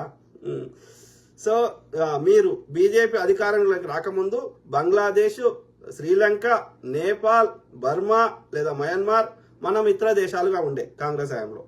మీ విదేశాంగ విధాన వైఫల్యం వల్లనే అవి అన్ని చైనాకి మిత్ర దేశాలుగా మారాయి. కరెక్ట్. అంటే మన పక్కకున్న దేశాలతో దేంతో కొట్లాడినా, అది శ్రీలంక అయినా, నేపాల్ అయినా, పాకిస్తాన్ అయినా, మయన్మార్ అయినా, ఎందుకు పనికిరాని మయన్మార్ అయినా చైనాతోటి కొట్లాడుతున్నట్లు లెక్క. సింపుల్. అంటే చైనాని ఈ అత్యంత పవర్ఫుల్ దేశంగా చేయడంలో ఈ మోడీ సహకరించిండు అని అర్థం. ఓకే, సో దేశానికి యుద్ధం అవసరం లేదు. మోడీ లేదా బీజేపీకి రాజకీయ అవసరాల కోసం. కరెక్ట్, ఇది 100% వాస్తవం. రాజకీయాల అవసరాల కొరకు ఉగ్రదాడులు, మత వైషమ్యాలు, యుద్ధం మోడీకి అవసరం, మనకు కాదు. కరెక్ట్. పహల్గామ్ ఎందుకంటే ఈయన మంచి చేసింది లేదు, దోపిడి తప్ప ఈ ఆర్య బ్రాహ్మణులు. కాబట్టి ప్రజల దృష్టి మరల్చడానికి సేమ్ టాక్టిక్ వాడదామంటే ఈసారి ఫెయిల్ అయిపోయారు. సింపుల్. అయితే హిందూ ముస్లిం అన్న వాడదాము, ముస్లింల కేశం వేసుకొని హిందువులను కొట్టి ముస్లిం చేసిన ప్రచారం చేద్దాం, అది సక్సెస్ కాలేకపోతారు. లేదంటే ఇండియా పాకిస్తాన్ అని చేద్దాం. ఇది ఇండియన్స్ చంపుదాం, హిందువులను చంపుదాం, పాకిస్తాన్ మీద బ్లేమ్ వేద్దాం. పహల్గామ్ ఉగ్రదాడిలో పాకిస్తాన్ పాత్ర ఉంటే సరైన విచారణ జరిపి సాక్ష్యాలు అంతర్జాతీయ కోర్టులో సమర్పించాలి. యుద్ధం చేయకుండానే పాకిస్తాన్ని మన కాళ్ళ దగ్గర కూర్చోబెట్టుకునే మార్గాలు 100 ఉన్నాయి. 100 కాదు, 1000 ఉన్నాయి. అది నిజం అయితే. అది నిజం కాదు కాబట్టి దొంగ బూచి చూపెట్టి దొంగ మీడియాను పెట్టుకొని భారత ప్రజల్ని ఏమారుస్తా, తప్పుదో పట్టిస్తా అంటే నడవదు అట్లా ఎల్లకాలం. ఓకే, అర్థమైందా మిత్రులారా? ఇది ఇందిరాగాంధీ గురించి ఎవరు ఆ బ్రదరే కావచ్చు నాకు షేర్ చేసిండు, అనూప్ బ్రదర్. సో చదువుదాం. అమెరికా ఒత్తిడికి ఇందిరాగాంధీ డోంట్ కేర్. పాకిస్తాన్ వ్యవహారాల్లో జోక్యం చేసుకుంటే చూస్తూ ఊరుకోబోమన్న అమెరికా అధ్యక్షుడు రిచర్డ్ నిక్సన్. అమెరికా మాకు యజమాని కాదని తెగేసి చెప్పిన ఇందిరా. 1971 యుద్ధం సమయంలో ఆసక్తికర సంఘటన.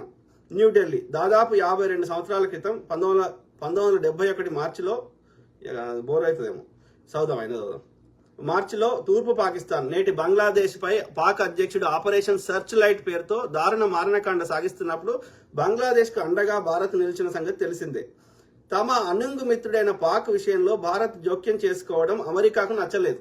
దీంతో ఆ దేశ అధ్యక్షుడు రిచర్డ్ నిక్సన్ పాకిస్తాన్ కు అండగా రంగంలోకి దిగారు. పాక్ వ్యవహారాల్లో జోక్యం చేసుకోవద్దంటూ తీవ్ర స్థాయిలో భారత్పై ఒత్తిడి తెచ్చారు. కానీ ఆ ఒత్తిడికి నాటి భారత ప్రధాని ఇందిరాగాంధీ తలొగ్గలేదు. 1971 నవంబర్లో ఆమె అమెరికా పర్యటన వెళ్ళినప్పుడు వైట్ హౌస్లో నిక్సన్తో భేటీ అయ్యారు.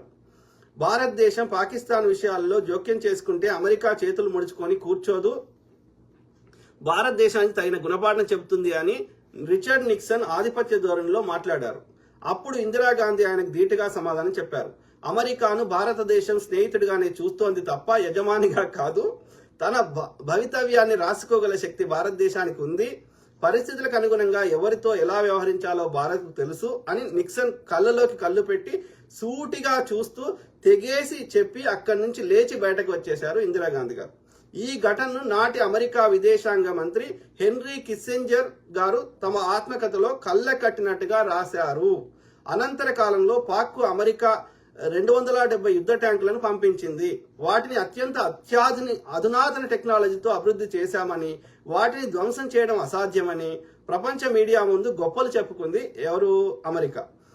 తద్వారా ప్రపంచంలో ఏ దేశము భారత్కు సహాయం చేయడానికి వీల్లేదనే సంకేతాన్ని పరోక్షంగా పంపించింది. ఎన్ని చేసినా బంగ్లాదేశ్ విమోచన యుద్ధంలో భారత్ విజయాన్ని ఆపలేకపోయింది. అమెరికా వ్యతిరేకించిన IMF రుణం తెచ్చిన ఇందిరా, 1981 ఘటన గుర్తు చేసిన కాంగ్రెస్, పాకిస్తాన్కు అంతర్జాతీయ ద్రవ్యనిధి IMF రూపాయలు 8,500 కోట్లు బిలియన్ డాలర్లు రుణం ఇచ్చేందుకు అంగీకరించిన నేపథ్యంలో మాజీ ప్రధాని ఇందిరాగాంధీ 1981లో సాధించిన ఓ ఘనతను కాంగ్రెస్ ప్రజలకు గుర్తు చేసింది. అమెరికా నుంచి తీవ్ర వ్యతిరేకత ఎదురైనప్పటికీ ఇందిరాగాంధీ IMF నుంచి 5.8 బిలియన్ డాలర్ల రుణం సాధించిన సంగతిని కాంగ్రెస్ నేత జైరాం రమేష్ ఎక్స్లో పోస్టు చేశారు. సౌదం భారత్కు 5.8 బిలియన్ డాలర్ రుణం ఇచ్చేందుకు ఇందిరాగాంధీ ఇక 1984 ఫిబ్రవరి 29న ప్రణబ్ ముఖర్జీ బడ్జెట్ ప్రవేశపెట్టినప్పుడు భారత్ IMF కార్యక్రమాన్ని విజయవంతంగా ముగించిందని, IMF దేశానికి సంబంధించిన రుణంలో 1.3 బిలియన్ డాలర్లు తీసుకోవడం. సో అది బేసికల్ గా she is a great leader అని చెప్తున్నారు. Okay right. సో అది మిత్రులారా, మీ కామెంట్స్ చదువుతాను దాన్ని చెప్తాను. ఇంకేమైనా చూపెట్టాల్సినాయా చూద్దాం. ఇందిరాగాంధీ మాట్లాడింది చూపెడదాం. I believe that it is not the task of any one country to say to another what they should do, even if it is a question of helping. It is my duty to put the situation in my country and its neighborhood, to give my assessment of the situation to the leaders of the countries I visit. It is for them then, with their own assessment and what they hear from me, to make up their minds what they think about it and what they should do about it. I believe... So, great leader. We should appreciate Indira Gandhi ji for her great leadership. Okay. ఇదేది 1971లో యుద్ధ కాలంలో ప్రధానమంత్రి ఇందిరాగాంధీ యుద్ధ భూమిలో స్వయంగా వెళ్లి పర్యవేక్షించింది. Yeah, she is a very very great daring, అందుకే ఉక్కు మహిళ అన్నారు, ఉట్టిగా అనలేదు. Okay, very great leader. ఇవాళ బీజేపీని స్థాపించిన వాజ్పేయి గారు అప్పుడు ప్రతిపక్ష నాయకుడు 71లో. ఓకే, దుర్గామాత భవానీ మాత అని పొగిడిండు ఇది పాకిస్తాన్ 2 ముక్కలు చేసిన తర్వాత. సో నేనేమంటున్నా అంటే పాకిస్తాన్ అనేది శత్రు దేశం కాదు, శత్రువుగా చూడాల్సిన అవసరం లేదు. ఓకే, వాళ్ళు కూడా మన చుట్టుపక్కల ఉండే ఒక దేశం. ఓకే, ఒకప్పుడు మనం అన్నదమ్ముల లెక్క కలిసి ఉన్నాం కాబట్టి అందరూ బాగుండాలని కోరుకుందాం. యుద్ధ వాతావరణం లేకుండా పాకిస్తాన్ అభివృద్ధి చెందాలి, ఇండియా భారత్ అభివృద్ధి చెందాలని కోరుకుందాం. ఎట్ ద సేమ్ టైం మన లోపాలు ఏందో ఇప్పుడు బయటకు తెలిసినాయి కాబట్టి వీటిని పూరించుకోవాల్సిన అవసరం ఉంది. Let's make it simple. Okay కదా. సో ఇది కొందరు కామెంట్లు ఇది ఏదబ్బా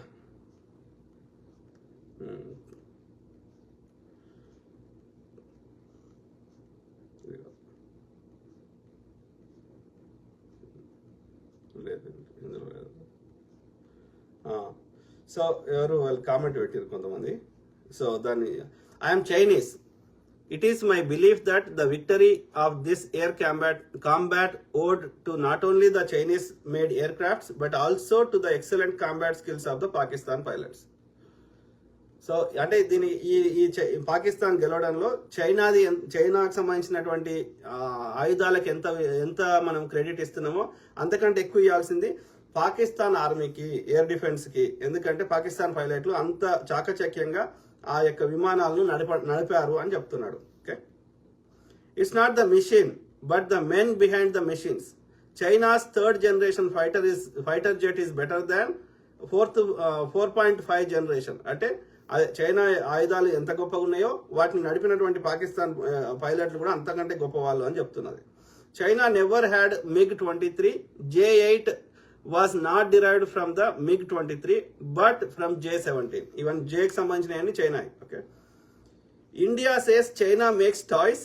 Imagine if China's toys in Pakistan hands can bring down their Rafales, what their real guns will do. China వేరే వాళ్ళ దేశాలకు అమ్మిన ఆయుధాలే ఇంత ఉంటే నిజంగా చైనా దగ్గర ఉన్న మొత్తం సంపద బయటకు తెస్తే ఆలోచించండి ఒక్కసారి. Okay, a lot of credit should also go to the highly skilled Pakistan pilots. Agree, totally agree. Pakistan pilots. Okay, we are not appreciating because they India and Gotinandu kaadu. We are appreciating them because they are good at what they are doing. I want India pilots also should learn from those skills. Okay, అది నేను చెప్తున్నది. ఈడ Pakistan India కాదు. ఇక్కడ మనం ఆలోచించాల్సింది ఏంటంటే మనం ఎక్కడ లోపమైంది, ఎక్కడ మనము ల్యాక్ అయినామని ఆలోచించి వీటిని ఆ యొక్క లోపాలను సరిదిద్దుకోవాల్సిన అవసరం ఉంది. మేకపోతే గాంభీర్యం పనికిరాదు. Lesson learn. ఓకే, గాండ్ ఫడ్గయి దోవల్కి S Jaishankar Ajit Doval was overrated by Eurasian Brahmans. అంటే దాని అర్థం ఏంది? యురేషియాలో కూడా బ్రాహ్మణ్సే ఉన్నారు. ఓకే, అర్థమైందా? అక్కడ బ్రాహ్మణ్స్, ఈ ఆర్య బ్రాహ్మణ్స్ సేమ్. ఈ ఆర్యన్స్ మనోళ్ళు కాదు. సింపుల్.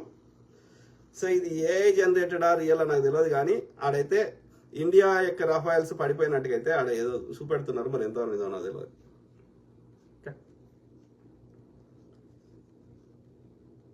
ఏ జనరేటెడ్ అనుకుంటున్నాను, మనకు తెలియదు. ఓకే, సో ఏది ఏమైనా మీ కామెంట్ చదవడం తెలియదు అంతేగా. బూతులు తప్ప మిగతా అన్ని చదువుతా. చదువా జక్కురాజు. ఈ బీజేపీ సంకనాకెట్ వాళ్ళందరూ బూతులు తిడుతున్నారు. చదవా అని చెప్పిన. బూతులు చదవా. నువ్వు కాంటెంట్ నేను చెప్పింది నచ్చలేదు అనుకో, అదేనే చెప్పు చదువుతా, కానీ బూతులు చదవా. ఎవరు? Wisdom Voice. మీరు మంచి విశ్లేషణ ఇస్తారు. Thank you brother, sister, friends, everyone. జై భీమ్ అన్న, జై Bhim brother. Wisdom Voice. Srinu Sanga, good, thank you brother. వాడు తిడుతున్నాడు చదవా. ఎవడు? శంకర్ రెడ్డి భీమిడి అంట. చూడండి మిత్రులారా, ఇవే నేను ఏ వాస్తవ నిజాలతో కూడిన కామెంట్ పెడితే నువ్వు ఇవే. ఇలాంటి ఇంటి దొంగల్ని ఏరిపోయాల్సిన అవసరం. ఇంటి దొంగ ఏం చేసినా చెప్పండి, నేనేమన్నా చెప్పండి. ఇక్కడ ఇండియాకు వ్యతిరేకంగా నేనేం మాట్లాడినా చెప్పండి. వాస్తవం ఇది ఉందిరా అని చెప్పినా, వాస్తవాన్ని అంగీకరించాలి, లోపాలను సరిదిద్దుకోవాలని చెప్పినాం. దానికి అప్రిషియేట్ చేయాల్సింది పోయి ఇంటి దొంగలు ఎట్లయితారా? నేనేమన్నా ఇండియాకు సంబంధించిన గూఢచార రహస్యం తీసుకొని పాకిస్తాన్ ఆర్మీకి ఇచ్చినారా? నేను ఒక విశ్లేషకుడిగా, ఒక ఇండిపెండెంట్ స్వతంత్ర విశ్లేషకుడిగా నేను వాస్తవాలు చెప్తున్నా ప్రజలకి. అంతకుమించి ఇండియాకు సంబంధించిన సీక్రెట్ ఏదైనా ఉండి నేను పాకిస్తాన్కి ఇచ్చి పాకిస్తాన్కి ఇండియా మీద దాడి చేయమని నేను చెప్పినా ఏమన్నా? వాస్తవాలను ప్రజలకు చెప్తే ద్రోహం ఎట్లయితుంది రా పిచ్చిలాంజా కొడుక? నువ్వు నిజాన్ని దాచిపెట్టి దేశ ప్రజలను తప్పుదో పట్టిస్తున్న మోడీ లంజా కొడుకు, ఈ యొక్క ఫేక్ లంజా కొడుకులు మీరు దేశద్రోహులు. పాకిస్తాన్ ఇండియా మీడియాను బ్లాక్ చేయలేదే. పాకిస్తాన్ మీడియాని ఇండియాలో ఎందుకు బ్లాక్ చేసినారు లంజా కొడుక? ఇంక్లూడింగ్ ఇండిపెండెంట్ మీడియా, ద వైర్తో సహా బ్లాక్ చేసిండు లంజా కొడుకు. మీరు దేశద్రోహులు రా. నిజాన్ని ప్రజలకు తెలియకుండా దాచిపెడుతున్న లంజా కొడుకులు మీరు దేశద్రోహులు. బ్రిటిష్ వాడు తెచ్చిన దేశద్రోహం సెడేషన్ యాక్ట్ ని ఇంకా అమలు చేస్తున్న లంజా కొడుకులు మీ యొక్క లోపాలను ఎత్తి చూపెడితే మీరు దేశద్రోహులు. మేము దేశం కోసం అహర్నిశలు కష్టపడుతున్నాము. మా యొక్క ఎందుకు నాకు కాదురా ఈ టైంలో నేను వేరే పని చేసుకోలేనురా? ఏం పని లేకపోతే నాకు ఏం టైం పాస్ లేకపోతే ఏదైనా సినిమా పెట్టుకొని చూస్తా కదరా? నా కొడుకులు తీసుకొని పార్క్ పోయి ఆడుకుంటా కదరా? పిచ్చి లంజా కొడక, నువ్వు దేశద్రోహిరా. నిజాన్ని అంగీకరించలేని పెండ ఉచ్చదాగే బోసిడికే గాడివి, నువ్వు దేశద్రోహి. నాకేం చెప్తున్నారా బోసిడికే? నిజాం ప్రజల ముందు పెట్టు. ఎవడొచ్చిండో, ఏ సందులకెళ్ళి వచ్చిండో చూపెట్టు ప్రపంచానికి. పాకిస్తాన్ చూపెడుతుంది. పాకిస్తాన్ని నిజంగా వాళ్ళు చేయించి ఉంటే ప్రపంచం ముందు దోషి నిలబెడదాం బోసిడికే. సిగ్గులేని లంజా కొడక. కాంగ్రెస్ హయాంలో ముంబై దాడులు జరిగితే చూపెట్టలేదురా? ఏ కరాచీ ఎయిర్పోర్ట్లకి, కరాచీ సీపోర్ట్ నుంచి ఎట్లా వచ్చిర్రు, ఏ నిమిషంలో ఏ దాని మీద దాడి చేసి చూపెట్టలేదురా లంజా కొడక బోసిడికే. చెప్పు, మేము కట్టిన ఈ 200 లక్షలకు 400 లక్షల కోట్లు ఈ 11 ఏళ్ళలో ఏం చేసిండో చెప్పురా మోడీ లంజ కొడుకు. నువ్వు దేశద్రోహి లంజ కొడుకు. సిగ్గులేని లంజా కొడుకు. ఒక ప్రెస్ కాన్ఫరెన్స్ రాలేడు, ప్రతి ప్రధానమంత్రి వచ్చిండు. బోసిడికే ఎన్నేళ్ళు రా? చిన్నపిల్లలు ఆడుతున్నారా ఇది? 140 కోట్ల మంది జనాల యొక్క బతుకులతో ఆడుకుంటూ లంజ కొడుకు. ఏది గట్టర్లకెళ్ళి మోర్లకెళ్ళి గ్యాస్ తీసి షాయి చేసిన లంజ కొడుకు. అంటే గూడ్స్ రైల్వే స్టేషన్ నుంచి వడోదరలా అసలు అక్కడ ఏది పబ్లిక్ ప్యాసింజర్ రైల్వే స్టేషన్ లేనే లేదు. అది కూడా ఈ తర్వాత కట్టిండు. వాడు 8 ఏళ్ళు ఉన్నప్పుడు 13 వాడు 8వ తరగతి 6వ తరగతి చదివినప్పుడు అది లేనే లేదు. వాడు 15 ఏళ్ళు ఉన్నప్పుడు అక్కడ అసలు గూడ్స్ రైల్వే స్టేషన్ కూడా లేదురా అంటే వీడు షాయామినా అంటాడు.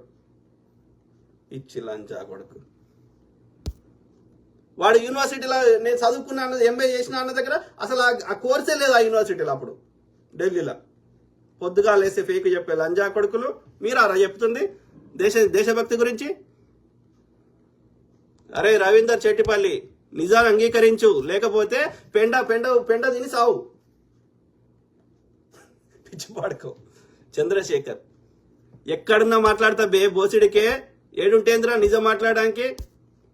నిజం మాట్లాడు రీ పెండ ఉచ్చ భాష. జన్ను ప్రశాంత్, నమస్తే సార్. నమస్తే. పిచ్చి పాడుకోవాలి. ఆడవాడు ఉన్నాడు, ఈయన పేరుంది తను తిరు అని అన్ని బూతులు చదువుతుండే, ఒక్కడి కూడా చదువుతలేడు. జై శ్రీరామ్, జై శ్రీరామ్ ఏడికల్ వచ్చిర్రా. శ్రీరాముడు అనేటోడు మాకు సౌత్ ఇండియాలో ఏడున్నారు రా. పిచ్చి పాడుకోవాలి. అదే ఆర్యులు మూలవాసుల మీద శంభూకుని చంపుకోరా అంటే చంపొచ్చినోడు రాముడు. ఆర్యులు చెప్పిన ఆధిపత్యాన్ని తూచా తప్పకుండా పాటించినోడు రాముడు. ఆర్యులకు దేవుడు, మాకు కాదు, మా మూలవాసులకు కాదు.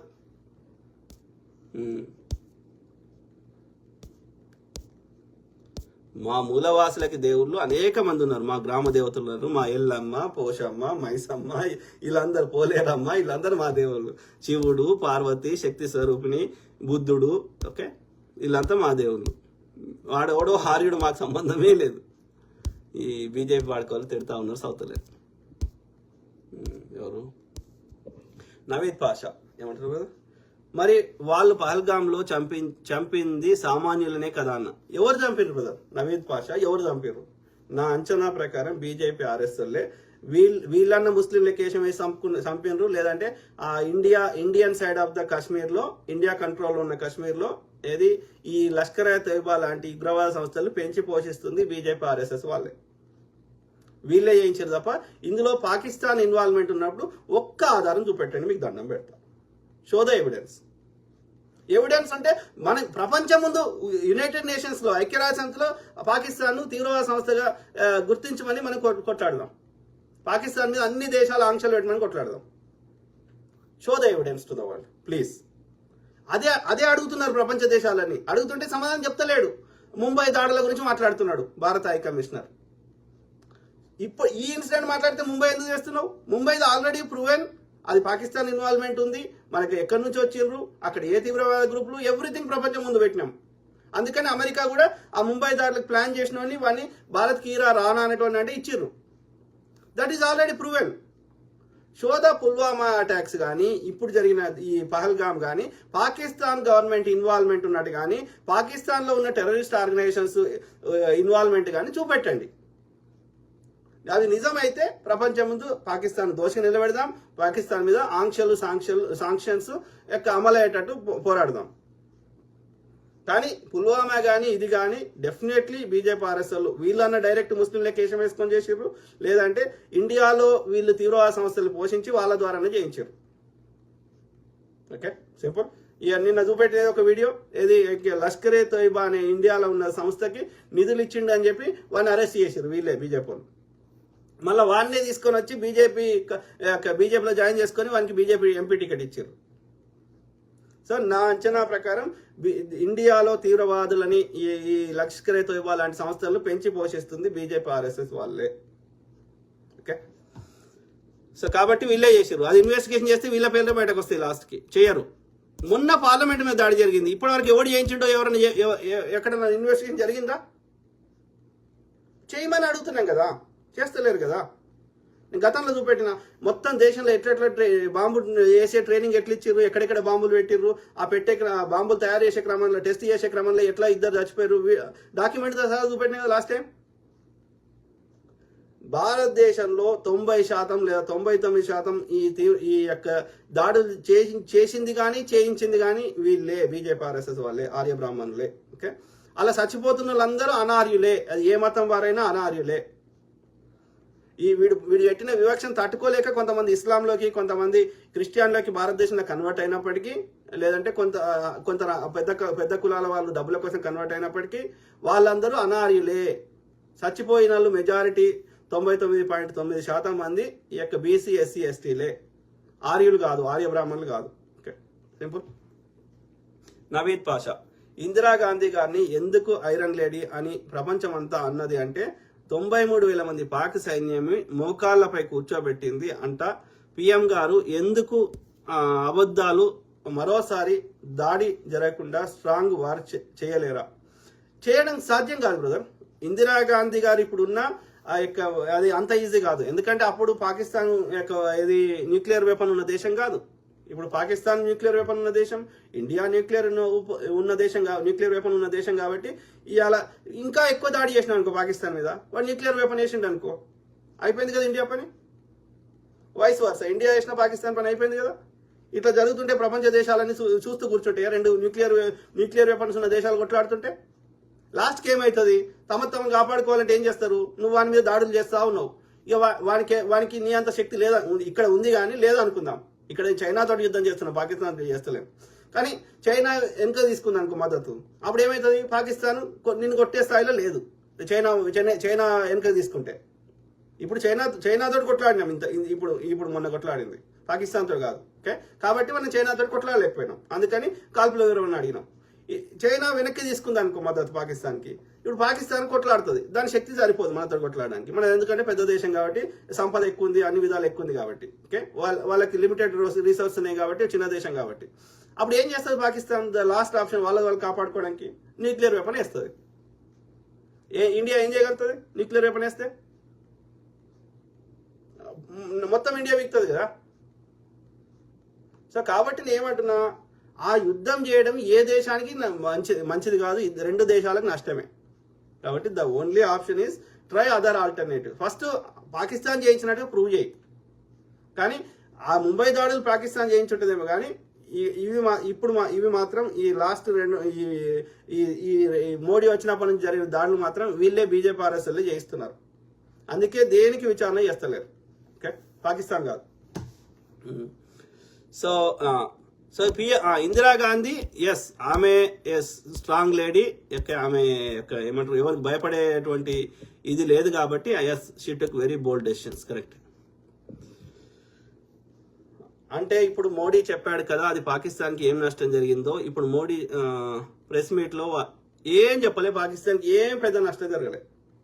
కొంతమంది సివిలియన్స్ చచ్చిపోయారు, సామాన్యులు చచ్చిపోయారు, కానీ అదర్ దాన్ దట్ పెద్దగా ఏం నష్టం జరగలేదు. మహా అంటే వాళ్ళ విమానం ఒకటో లేకపోతే వాళ్ళ ఎయిర్ బేస్ కొంతవరకు నష్టం జరగవచ్చు. కానీ అదర్ దాన్ దట్ పెద్ద ఇండియాకే ఎక్కువ నష్టం జరిగింది. పాకిస్తాన్కి ఒక 10% జరిగితే ఇండియాకి 100% జరిగింది. 10 times ఎక్కువ జరిగింది ఇండియాకి నష్టం. పాకిస్తాన్కి జరిగింది చాలా తక్కువ. నిజాన్ని అంగీకరించండిరా, నిజాన్ని అంగీకరించాలని వేస్ట్ ఫెలోస్ బూతులు తిడుతున్నారు. నాకు ఇంగ్లీష్ రాదండి. ఇంగ్లీష్ రాకపోతే 24 ఏళ్ళ నుంచి అమెరికాలో ఎట్లుంటారా, ఎట్లా సర్వైవ్ అవుతారా, ఎట్లా జాబ్ చేస్తారా ఐటీలల్లా ఇచ్చిన నా కొడుకు. రవికుమార్ పరిచర్ల, రాజన్న యుద్ధం వల్ల నష్టమే కానీ ఏమాత్రం లాభం ఉండదు. చంపినా చావడానికి కారణమైన ప్రాణాలు పోతాయి.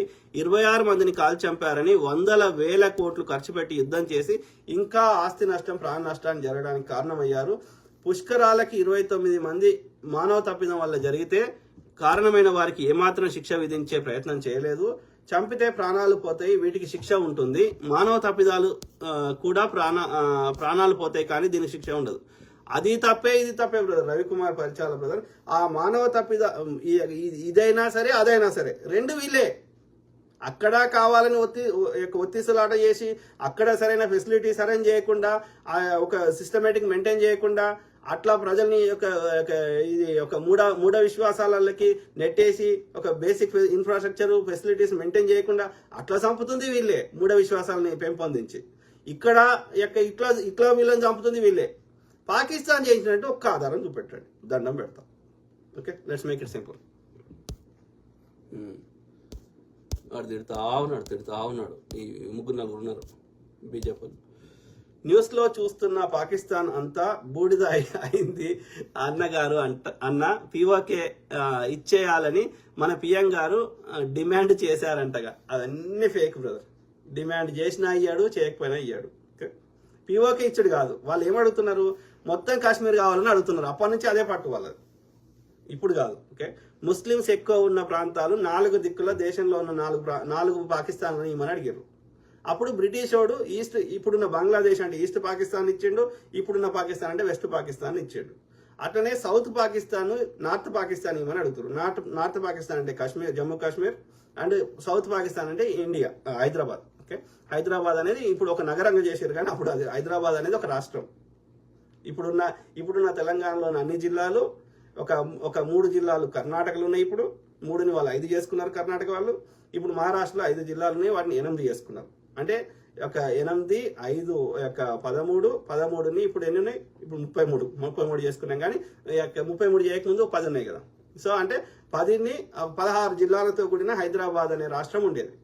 ఈ హైదరాబాద్ రాష్ట్రం మొత్తం నిజాములు పరిపాలించారు, అంతకుముందు కుతుబ్ షాహీలు పరిపాలించారు. ఇది కూడా కావాలని అడిగారు. కానీ మనం దేశం మధ్యలో ఉంది కాబట్టి వాడు మరి పాకిస్తాన్ నుంచి ఎట్లా వస్తాడు, రాలేడు కాబట్టి, మన ఇండియా అనుమతి లేకుండా కాబట్టి దీన్ని ఇవ్వడం సాధ్యం కాదు. మనం మిలిటరీ చర్య కానీ పోలీస్ చర్య అని చెప్పి ఆపరేషన్ పోలో కింద మనం ఇది కలిపేసుకున్నాం. దేశం మధ్యలో ఉంది కాబట్టి. ఇక సమస్య ఎక్కడుంది అంటే ఆ కాశ్మీర్ సైడ్ ఉంది. వాళ్ళు కొంత ఆక్యుపై చేసిన 48లో, మిగిలింది అప్పుడున్న కాశ్మీర్ రాజు అయినటువంటి రాజా హరి సింగ్ గారు మిగిలిన భూభాగాన్ని కొంత చైనా వాడు ఆక్యుపై చేసిండు. మిగిలిన భూభాగాన్ని ఆ యుద్ధ సమయంలో చైనాతో యుద్ధమైంది కదా 62లో, అప్పుడు కొంత భూభాగాన్ని వాడు ఆక్యుపై చేసిండు, ఆ సియాచిన్ ఆ ప్రాంతాన్ని చైనా వాడు. సో కొంతనేమో 48లో పాకిస్తాన్ ఆక్రమించాడు కాశ్మీర్లో. ఆ కాశ్మీర్ రాజ్యం మొత్తం ఇండిపెండెంట్గా ఉన్న రాజ్యాన్ని మెజారిటీ భారత కంట్రోల్లో ఉంది. ఈ మెజారిటీ కూడా కావాలని చైనా వాడు నాదంటాడు, అరుణాచల్ ప్రదేశ్ కూడా నాదంటాడు చైనా వాడు, ఈ పాకిస్తాన్ వాడు నాదంటాడు. వాళ్ళే పెట్టిన బ్రిటిష్ వాడు పెట్టిన 3 రాజ్యాలు ఇబ్బంది పెట్టినాయి. హైదరాబాద్ సంస్థానము స్వతంత్ర రాజ్యము, జునాగఢ్ అనే స్వతంత్ర రాజ్యము, ఇంకోటి కాశ్మీర్ అనే స్వతంత్ర రాజ్యం. ఈ జునాగఢ్ని హైదరాబాద్ని మనం కలుపుకోగలిగినాం. అందులో భాగంగా హైదరాబాద్ ఏమో పోలీస్ చర్య ద్వారా, జునాగఢ్ని కాశ్మీర్ ఏంటంటే రెఫరెండం, అక్కడున్న ప్రజలు ఏం కోరుకుంటే అది అన్నప్పుడు ఆ రెఫరెండం ద్వారా వీడు సింధు బెలూచిస్తాన్ కింద కలుపుకోవాలని ట్రై చేశాడు. జునాగఢ్ అంటే గుజరాత్లో ఉంటుంది, ఆ సింధు బెలూచిస్తాన్ బార్డర్లో ఉంటుంది. సో అది మనము రెఫరెండం అని చెప్పి అక్కడ ఉన్న రాజు ముస్లిం రాజు, ప్రజలు హిందువులు. ఓకే, కాబట్టి హిందువులు మెజారిటీ ప్రజలు అంగీకరించారు కాబట్టి జునాగఢ్ని కలుపుకున్నాం. ఇక్కడ కూడా అదే రెఫరెండం పెట్టాలని పాకిస్తాన్ అడుగుతుంది. కాశ్మీర్ ప్రజలు ఏం కోరుకుంటే అది చేయాలని. కాశ్మీర్లో ఎక్కువ మంది ముస్లిమ్స్ ఉన్నారు కాబట్టి అది పాకిస్తాన్ కలపాలని వాళ్ళు కోరుతారు. కాబట్టి అది మాకు ఇచ్చేయాలని పాకిస్తాన్ ఐక్యరాజ్య సమితిలో, యునైటెడ్ నేషన్స్లో కేసు వేసి కొట్లాడుతూ ఉంది. ఇప్పటికీ మాకు కావాలని అడుగుతుంది. మన ఇండియా ఏమంటున్నాం, మేము ఇయ్యమని మనం అంటున్నాం. సో అది కాన్ఫ్లిక్ట్ ఉంది. కానీ దానికి ఇప్పుడు జరుగుతున్న దాడులకు సంబంధం లేదు. ఈ దాడులు పాకిస్తాన్ చేయించినట్టు ఎలాంటి ఆధారం లేదు. ఎస్, అది డిఫరెంట్ సమస్య, అది మేము కొట్లాడుతూనే ఉంటాం అంటున్నాం. నా సలహా ఏంటంటే 3 దేశాలు చైనా, ఇండియా అండ్ పాకిస్తాన్ 3 దేశాలు స్వతంత్రంగా ఉన్న కాశ్మీర్ రాజ్యాన్ని ప్రతి ఒక్కడు కొంత తీసుకున్నాడు. మెజారిటీ ఇండియా దగ్గర ఉంది, కొంత పాకిస్తాన్ దగ్గర ఉంది. ఇప్పుడు పీఓకే అంటున్నాం, మనం పీఓకే అంటాం కానీ వాళ్ళు ఆజాదీ కాశ్మీర్ అంటారు. ఓకే, సో స్వతంత్ర కాశ్మీర్, దానికి సపరేట్ ప్రధానమంత్రి ఉంటాడు. ఒక 3 శాఖలు మాత్రమే పాకిస్తాన్ దగ్గర ఉంటాయి, కానీ దానికి ఇండిపెండెంట్ గానే ఉంటుంది అది. ఓకే, ఇప్పుడు ఆజాదీ కాశ్మీర్, దాన్ని పీఓకే అంటారు మనం, పాక్ ఆక్యుపైడ్ కాశ్మీర్ అని. ఓకే, ఇంటర్నేషనల్ ఇంటర్నేషనల్ సంస్థలు దేశాలు ఏమంటాయంటే, ప్రపంచ దేశాలు, India controlled Kashmir, Pakistan controlled Kashmir, China controlled Kashmir. ఏదైనా నా సలహా అయితే దానికి ప్రాబ్లం సొల్యూషన్ ఏంటంటే 3 దేశాలు ఎంతో కొంత భూమిని తీసేసుకున్నాయి కాశ్మీర్ని. ఇక మళ్ళీ కొత్తగా ఇండియా 1 ఇంచు భూమి పాకిస్తాన్కి ఇయ్యదు. ఓకే, అట్లనే చైనా మనకి ఇవ్వదు, మనం చైనాకి ఇవ్వము. Same thing vice versa, Pakistan మనకి ఇవ్వదు. సో వాడి కంట్రోల్ ఉన్న కాశ్మీర్ వాడే ఉంచుకొని, చైనా వాడి కంట్రోల్ ఉన్నది వాడే ఉంచుకొని, ఇండియా వాడి కంట్రోల్ ఉన్నది వాడే ఉంచుకుంటాడు. సో ఇది ప్రాబ్లం లేదు ఇక. Okay, we came to an agreement. కాబట్టి ఇది నీ దేశంలో ఇంటిగ్రేట్ చేసేసుకో. నువ్వు ఆల్రెడీ ఆక్యుపై చేసింది నువ్వు ఈ దేశంలో ఇంటిగ్రేట్ చేసుకో. నేను ఆక్యుపై చేసింది నేను ఇంటిగ్రేట్ చేసుకుంటా. ఇక ఈ సమస్య లేదని ఫైనల్ బార్డర్స్ ఇంటర్నేషనల్ గా ఐక్యరాజ్య సమితిలో ఒక తీర్మానం చేసి దానికి ఒక పర్మనెంట్ సొల్యూషన్ పెడితే అయిపోయింది కదా. ఇక కొట్లాట ఎక్కడిది? ఇక నాకు కావాలనేది లేదు. ఇక we made an agreement, finalised, ఒక ట్రీటీ లాంటిది చేసుకొని అయిపోతుంది. ఇక దీని గురించి కొట్లాడుకోవాల్సిన అవసరం లేదు భావితరాలు. అట్లనే మన భారతదేశం కూడా ఐక్యరాజ్య సమితిలో 5 శాశ్వత దేశాలు ఉన్నాయి కదా, అందులో మన ఇండియాని కూడా చేర్చడానికి అప్పుడు కాంగ్రెస్ ప్రయత్నం చేసింది, ఒబామా గారు ప్రెసిడెంట్ ఉన్నప్పుడు. ఈ మోడీ గారు చేయాలి. ఇన్ని దేశాలు తిరుగుతాడు కానీ ఒక్క దేశంతో ఒక డీల్ చేసుకున్నాడు. ఆయన ఎందుకు తిరుగుతాడు? కేవలం అదానికి కాంట్రాక్ట్లు ఇప్పడానికి. అదానికి ఇప్పిస్తే మోడీకి ఏం లాభం? ఆ అదానికి 10 to 15% మాత్రమే కమిషన్ పోతుంది, మిగిలిందంతా మోడీకి పేరుకే. అది అదాని పేరు మీద దోసుకుంటుండు మోడీ, సింపుల్. సో అది అయితే న్యూస్ లో చూస్తున్నా నవీద్ పాషా, పాకిస్తాన్ అంతా ఏం బూడిద కాలేదు, ఏం కాలేదు. ఇప్పుడు బూడిద అయితే వాళ్ళు ఎవరు? ఇప్పుడు నేను చూపెట్టిన వీడియోలో మాట్లాడుతున్న వాళ్ళు ఎవరు? రైట్. సో పీఓకే ఇచ్చేయాలని అడిగిండో అడగలేదో కానీ అడిగినా ఇవ్వరు. ఓకే, అది అంత ఈజీగా ఇచ్చేయడానికి అది అంత ఈజీ కాదు అది. Okay, simple. ఎవరు? సో అది మిత్రులారా, ఎందుకురా తిట్టుడు? వీళ్ళకి ఏ దొరకలేదుగా. ఏమంటున్నారు? ఎక్కడో విదేశాల్లో ఉండి అంటున్నారు. ఎక్కడుంటే ఏందిరా? ఎక్కడో విదేశాల్లో ఉన్న ఇవాళ ప్రెసిడెంట్ ట్రంప్ గారు చెప్తేనే కదా ఇవాళ అప్పుడు అభినవ్ అనేటాన్ని విడుదల చేసిర్రు. ఎక్కడో విదేశాల్లో ఉన్న ట్రంప్ గారు చెప్తేనే కదరా ఇవాళ ఈ కాల్పులు ఇవ్వడం జరిగింది. ఎక్కడో ఉన్న విదేశాలకే కదా మోడీ పోతుంది. మొన్న పెహల్గామ్ లో జరిగినప్పుడు ఎక్కడో విదేశాలకి సౌదీలోనే ఉన్నాడు కదా. ఎక్కడో విదేశాల్లో దొరికిన నూనెనే కదా మనం పెట్రోల్ కార్లలో బైక్లలో పెట్టుకొని నడుపుతున్నాం ఇండియాలో. ఇవాళ మనం వాడుతున్న ఈ టెక్నాలజీ ఎక్కడో విదేశాల్లో వాళ్ళు తయారు చేసిన ఫేస్బుక్నే కదా మనం చూస్తున్నది. ఇవాళ ఇప్పుడు ఎక్కడో విదేశం వాడు తయారు చేసిన వాట్సాప్నే కదా మనం వాడుతున్నాము. నేను చెప్పిన ముచ్చట కరెక్టా లేదా అంతవరకే ఉండాలి. ఒక స్వతంత్రంగా ఇండిపెండెంట్ గా విశ్లేషించి చెప్తున్నా. ఆ విశ్లేషణ తప్ప రైటా నిజాల ఆధారంగా ఉన్న ఫ్యాక్ట్స్ ఆధారంగా నాకున్న నాలెడ్జ్ని, నాకున్న అనలిటికల్ స్కిల్స్ ని, విశ్లేషణ స్కిల్స్ ని వాడి నిజం చెప్పే ప్రయత్నం చేస్తున్నా. అలా నీకు ఏదైనా కరెక్ట్ కాదనిపిస్తే అన్నా నువ్వు ఇది తప్పు చెప్పినావు, ఇట్లా కాదు మా మోడీ అది వీకిండి ఇది వీకిండి అని చెప్పు. కానీ ఏది దొరకక నన్ను బూతులు తిట్టుడు, నువ్వు ఆడున్నావు ఈడున్నావు. ఆడుంటే ఏమైంది? ఆడున్నాడు ఈడికొస్తాడు, ఈడున్నాడు ఆడిపోతాడు కదా. నువ్వు చెప్తే రాలే కదరా. నా వీళ్ళని చూసుకొని వచ్చినా, నా వీళ్ళని చూసుకొని వస్తా. సింపుల్. సబ్జెక్ట్ మాట్లాడు బ్రదర్. హరికృష్ణ గౌడ్ శాతగాని సన్నాసే పక్కదారి పట్టిస్తాడు టాపిక్ని. కొండల్ అంజయ్య, నిజం చెప్తున్నందుకు ధన్యవాదాలు అన్న. అర్థం కాని మూర్ఖులు అన్ని దేవుడని పొగుడతారు. Correct brother, correct. వాళ్ళు ఒక అంధభక్తి, they are paid social media. మన దగ్గర దోసుకున్న సొమ్ములకి వెళ్ళి ఈ దొంగనా కొడుకులకి ఒక పోస్ట్ పెడితే ఇన్ని రూపాయలని ఇస్తారు అన్నట్టు. అట్లా పెట్టకపోతే వాడిని పొగడకపోతే వీని పైసలు ఇయ్యారు అన్నట్టు. కాబట్టి దే ఆర్ పెయిడ్. వాడిని బతుకు తెరవది అది. సో ఇక కొంతమంది బూతులు తిడతారు సౌత్ మిత్రులు. సో ఇక బూతులే, what is the use of బూతులు చదివితే నేను చదివినా అనుకోండి, మళ్ళీ నాకు కోపం వస్తుంది, నేను తిడతా, టాపిక్ డైవర్ట్ అవుతుంది. కాబట్టి నేను చదువుతలే. వాని గోలే అది. వాడు బూతులు తిట్టే ఉద్దేశం ఏంది? టాపిక్ డైవర్ట్ చేయాలని. మళ్ళీ చాలా మంది వాళ్ళ ఒరిజినల్ పేర్లు పెట్టుకోరు. అది ఏవో నేషనలిస్ట్ ఇంకోటి ఏదో పెట్టుకోరు, పనికిరాని చెత్త పెట్టుకుంటారు. జాన్ ప్రసాద్కి హాయ్ అన్న. Hi brother. చదివిట్లారా మెజారిటీ చదివినట్టున్నాయి, ఇంకొన్ని ఉంటే ఉండొచ్చు. ఏమంటున్నాడు? ప్రసుక్ కుర్మా, నిజాలు చూద్దామని టీవీ పెడితే అన్ని మోడీ అనుకుంటూ వస్తున్నాయి. అందుకని నేను చూస్తలేను బ్రదర్. ఇండియా మీడియా బంద్ చేసిన, ఇంటర్నేషనల్ మీడియా అన్న చూస్తున్నా, పాకిస్తాన్ మీడియా అన్న చూస్తున్నా. ఎందుకంటే ఇలా మొత్తం ఫేకే, మొత్తం ఇంక్లూడింగ్ ఎవరి హై కమిషనర్లు, ఆర్మీ చీఫ్లు అందరు అబద్ధం చెప్పినాక ఎవరిని చూడాలి? ఇండియాలో ఉన్న ప్రతి media is controlled by BJP RSS. అందుకే ఇండియా మీడియా, నేనే కాదు దాదాపు నిజం తెలుసుకోవాలని ఎవ్వడు చూస్తలేడు. ఇండియానే కాదు, ప్రపంచంలో ఎవ్వడు చూస్తలేడు ఇండియా మీడియాని. మీరు కూడా చూడకండి, ఇంటర్నేషనల్ మీడియా చూడండి. TS Varma accepted with you అన్న. Thank you to all my brothers, sisters, friends, everyone. ఇక కొన్ని ఉండొచ్చు కానీ చాలా లెంతీ అయిపోతుంది, ప్లస్ ఎక్కువ తిట్టినవి ఉన్నాయి, ఓకే, లేదంటే కొన్ని మెచ్చుకునే ఉన్నాయి. కాబట్టి సబ్జెక్ట్ రిలేటెడ్ పెద్దగా ఏం లేవు. సో ఐ కీప్ టాకింగ్, మాట్లాడుతూనే ఉంటా, ప్రతి అంశం మీద అవగాహన చేస్తా, వాస్తవాలు మాత్రమే చెప్తా, మీ తరఫున వాయిస్ ఇస్తా. I give voice for voiceless. Okay, అందరు బాగుండాలి, అందులో మనం ఉండాలి. సర్వే జన సుఖినో భవంతు. God bless all, take care and have a good night. Bye.